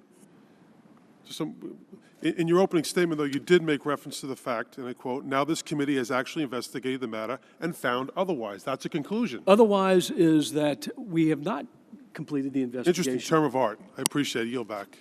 Mr. Reed. Well, Commissioner, thank you. And to my colleague from New York, who I think still does play cowboys and Indians, because I know him very well. Mr. Chairman, would you yield? Mr. I'm not yielding. You don't play fair, cowboy and Indians. I know that. He's my good friend from New York, both New York. He uses rear arrows. That's what Mr. Commissioner, I appreciate you being here. And I appreciate being the youngest of 12. Coming from a single mother household, I was always taught, look forward, look future, look, the sun's going to come up. And you have a very important task ahead of you, sir. The IRS right now has a reputation, I'll tell you from my constituents, that is just very troublesome to me. You need to have that objective, fair reputation in this agency in particular, and you just don't have it right now. And so I'm going to give you an opportunity, and I take my oversight responsibilities here on this committee very seriously. And I want to see if you're going to show an independence or if you're just going to rubber stamp the White House and the President. And I'll give you an example of what I'm talking about. You know, when the President makes the statement in the C4 targeting situation, the Tea Party targeting situation, that there is not a smidgen, I believe the quote was, not even a smidgen of corruption in that situation. After you just testified to us and confirmed to the American public that there are 6 open investigations that have not been completed yet, is that a responsible statement from our Commander-in-Chief to draw a conclusion on national TV talking to millions of Americans that you can trust me? There is not a smidgen of corruption in the C4 Tea Party targeting situation. Yet you know, and I know, and you just testified here today, that the investigations are nowhere complete. So is that a responsible statement, or is that something that may be a little irresponsible?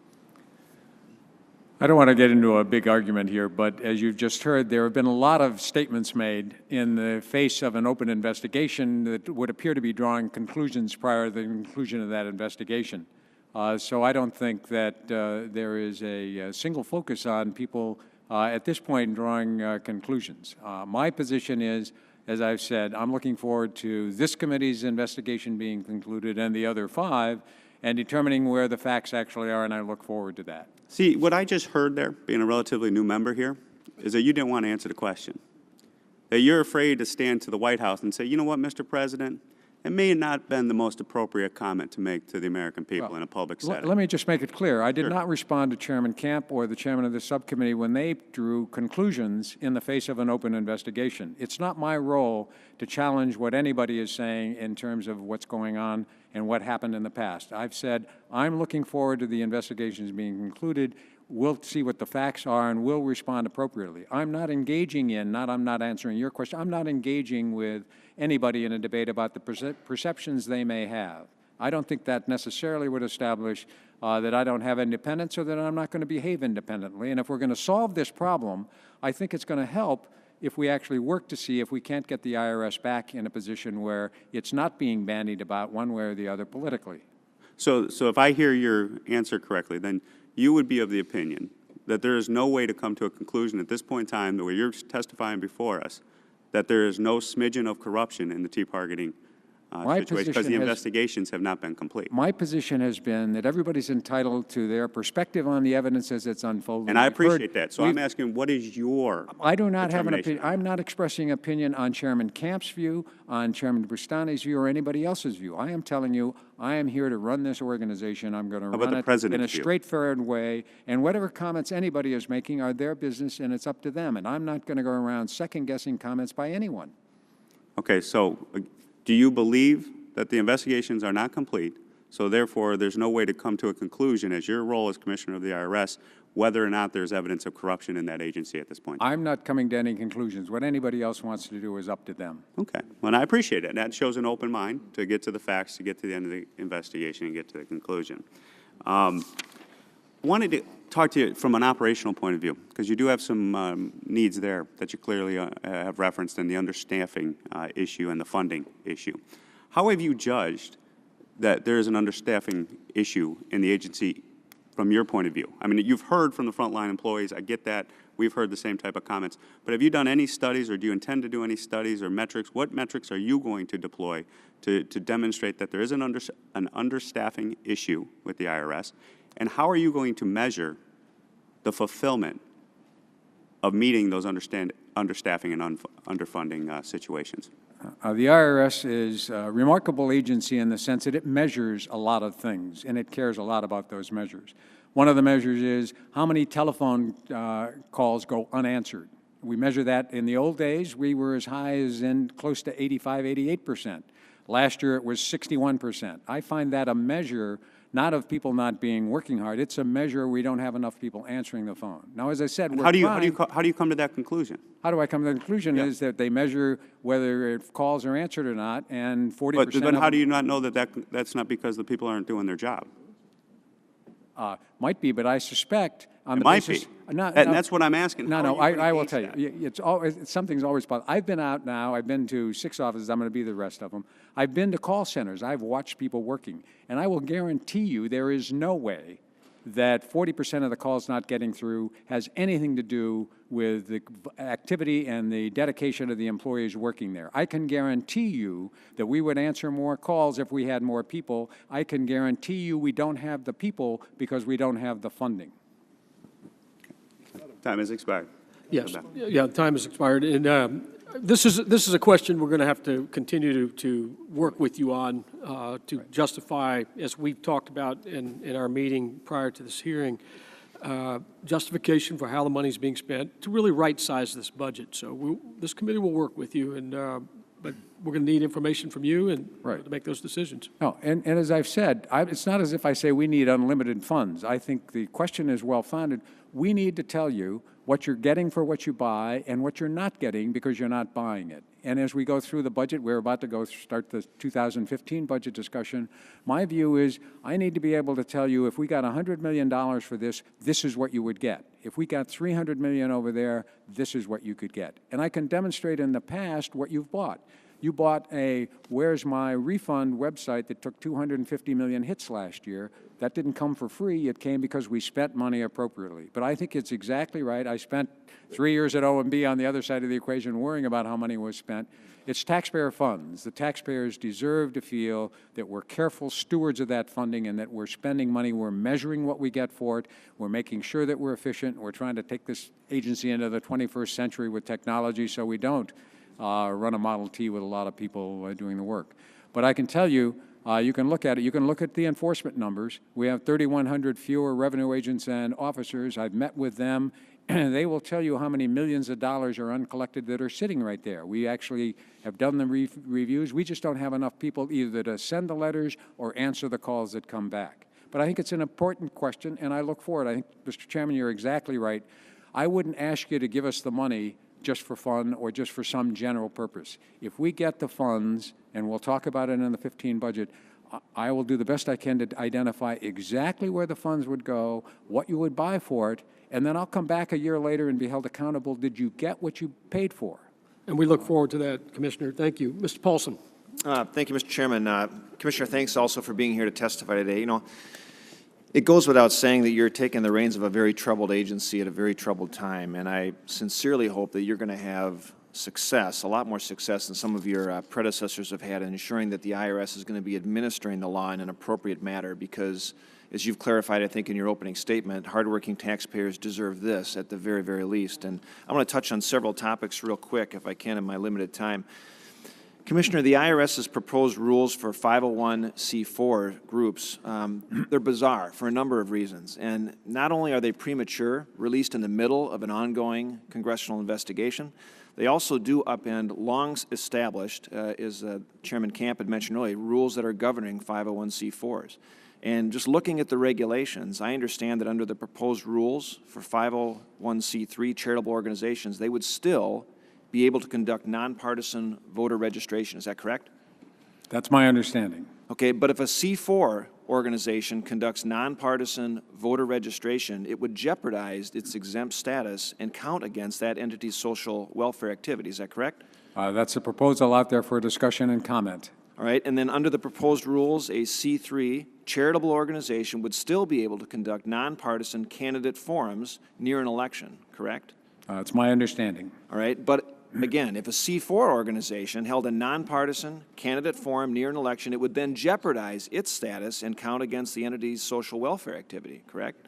That's the proposal out for comment and discussion. Well, and Commissioner, I'm just trying to understand if this makes any sense, because it sounds like it's time to go back to the drawing board in terms of looking at the rule. I understand that the public will have an opportunity to comment, but shouldn't we expect that Treasury or the IRS is going to be able to publish a draft rule that makes more sense? And the only way this rule is going to make more sense is if the intent is to drive, the only way this rule makes more sense is if the intent is really to drive 501c4s out of the public square, because that certainly looks like it's the direction it's pushing.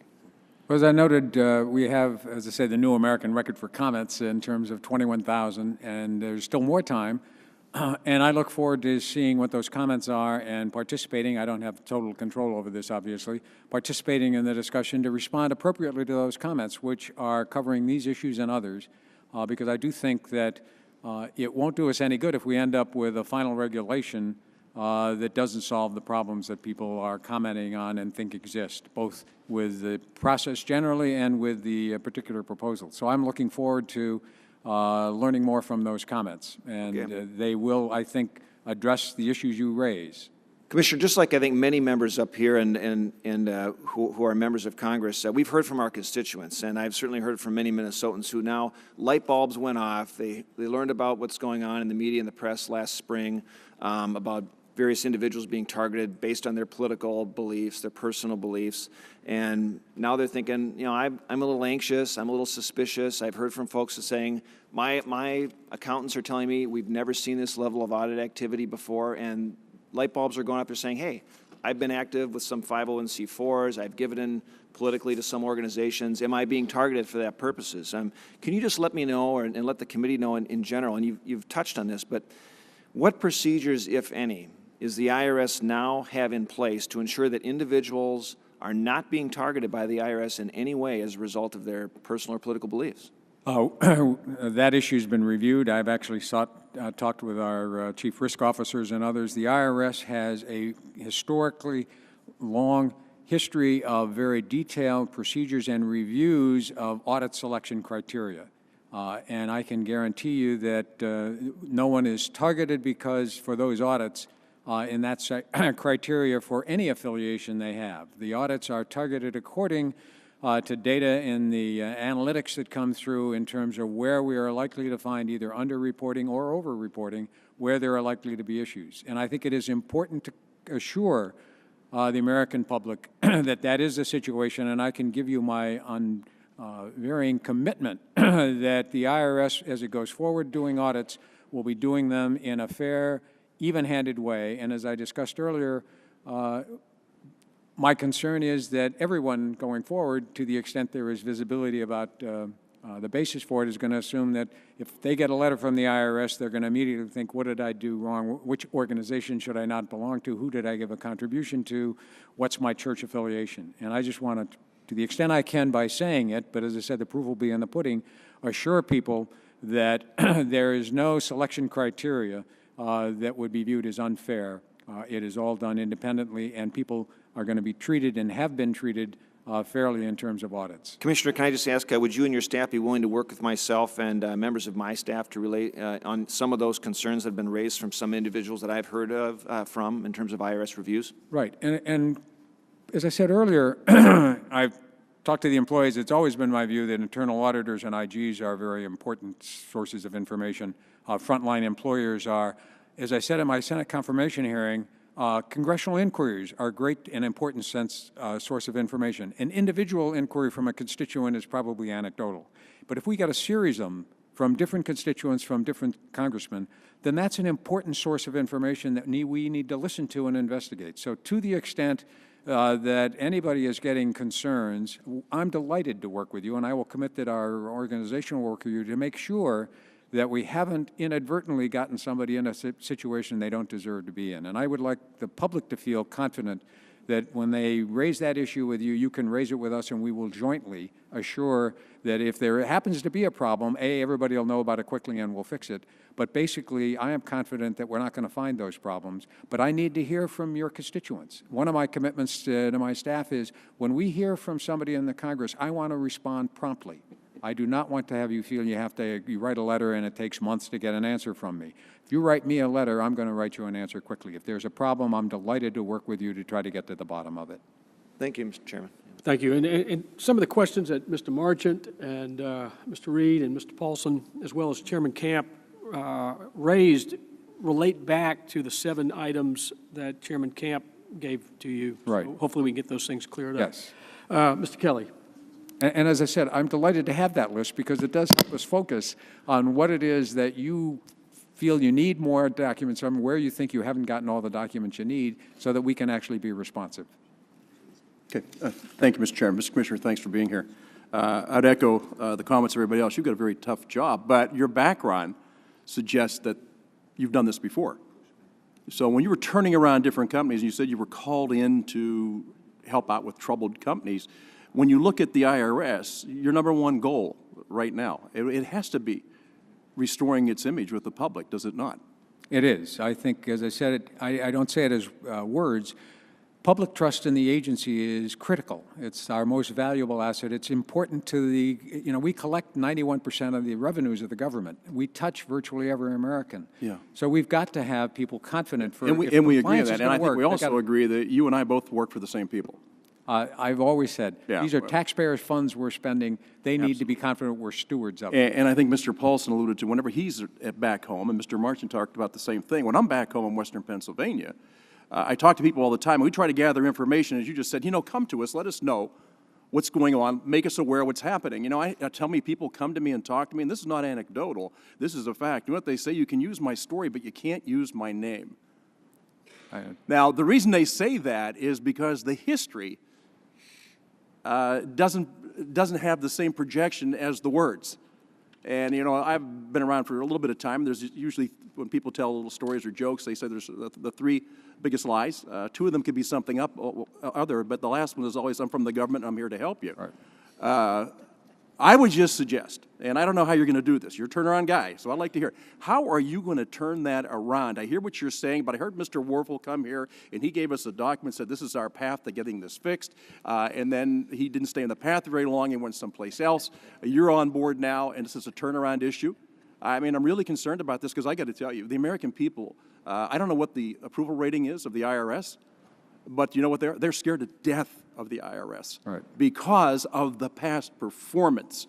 So we have these talks. It's great that we go back and forth and we say, how are you going to fix it? But the reality of it is they just don't trust the IRS because of the way they've been handled in the past. These people aren't treated very well. And I would just say what you said earlier. Did I understand you to say that if you make over $1 million, you got a 1 in 10 chance of getting audited? That's the number, yes. That's the number. Why, who in the hell would want to make $1 million then? You don't want to make that kind of money because the IRS is going to audit you. That's one reason. You talk about incentives not to do something, that would be it. Now, I'm not saying that every audit's a bad audit, but I'm just saying every audit strikes fear in the heart of every single American. So your job now, you're coming in, you're going to turn it around.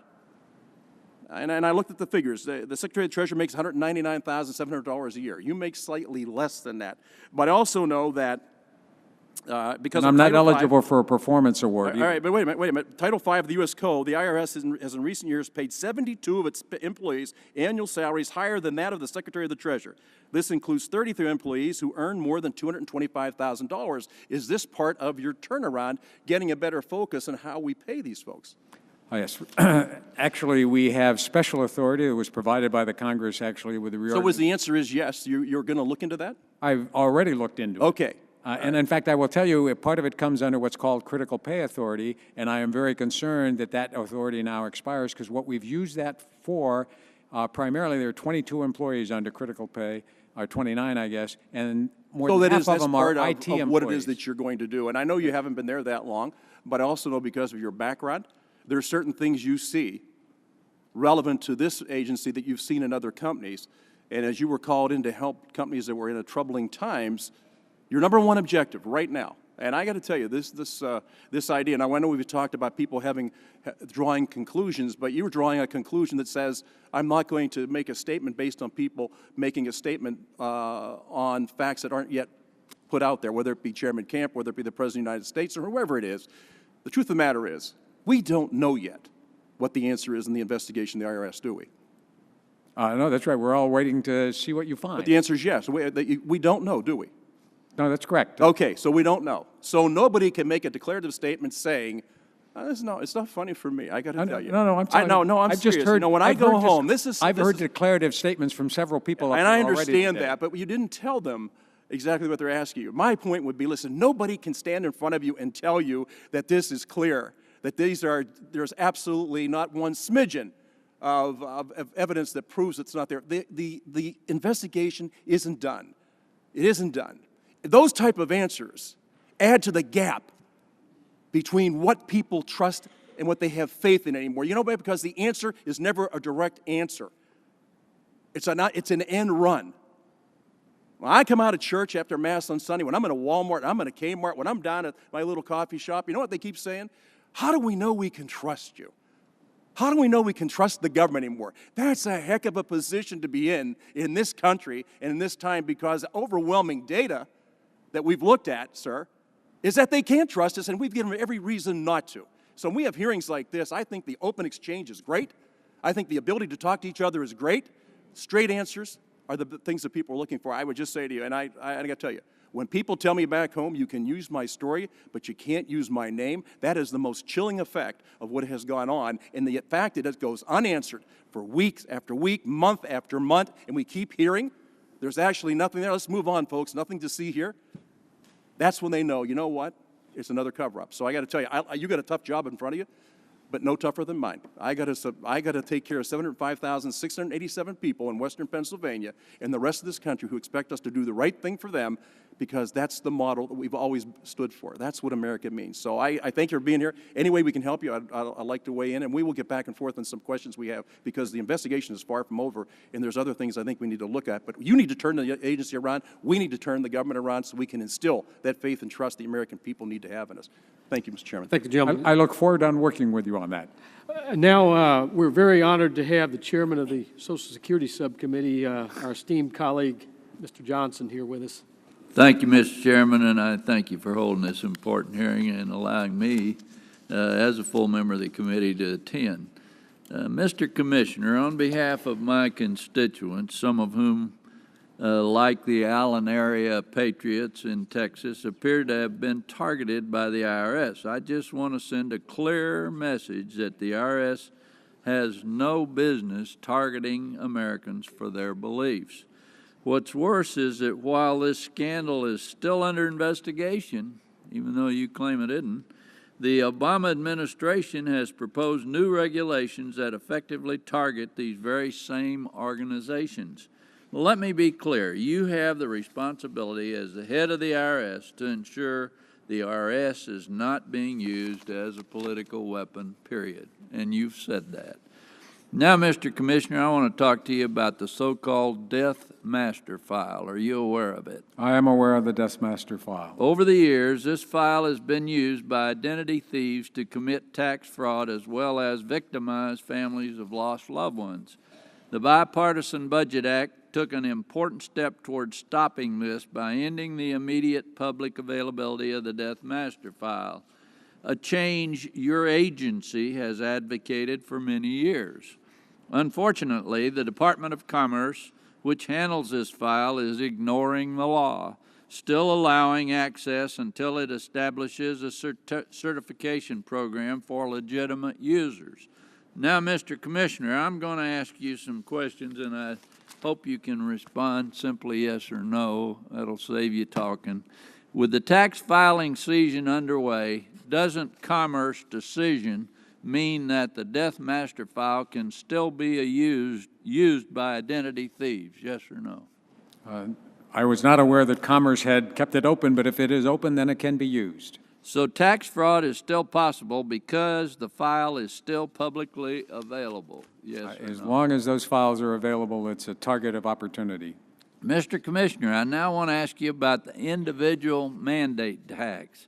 This is the first year which Americans who do not have an Obamacare health insurance policy will be penalized with the individual mandate tax. Now, just to confirm, the IRS can enforce this mandate tax by deducting it from Americans' tax refunds, yes or no? Yes.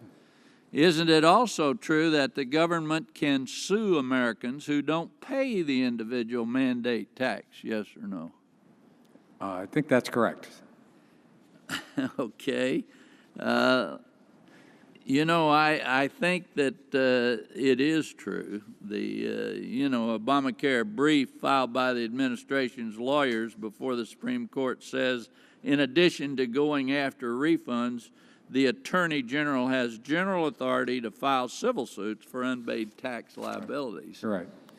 If someone there fails are some to- things we can't do. We can't put levies, we can't put liens on for the. Okay, if someone fails to pay the mandate tax, how much would that person have to owe before getting sued by the government? I don't know if a decision has been made about that. Well, I think American people deserve an answer. Could you follow up in writing? I will follow up with you on that. And lastly, let me just say that it is unacceptable that the IRS isn't doing a better job of stopping improper payments. For instance, the Inspector General has raised serious concerns about the IRS management of individual taxpayer identification numbers. Bottom line, these I-10s are costing taxpayers billions because they can be used to fraudulently get tax refunds. In the coming days, I will introduce legislation to reform the I-10 program.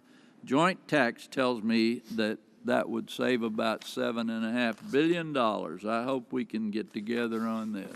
I look forward to working with you. Sir, I yield back. Thank you.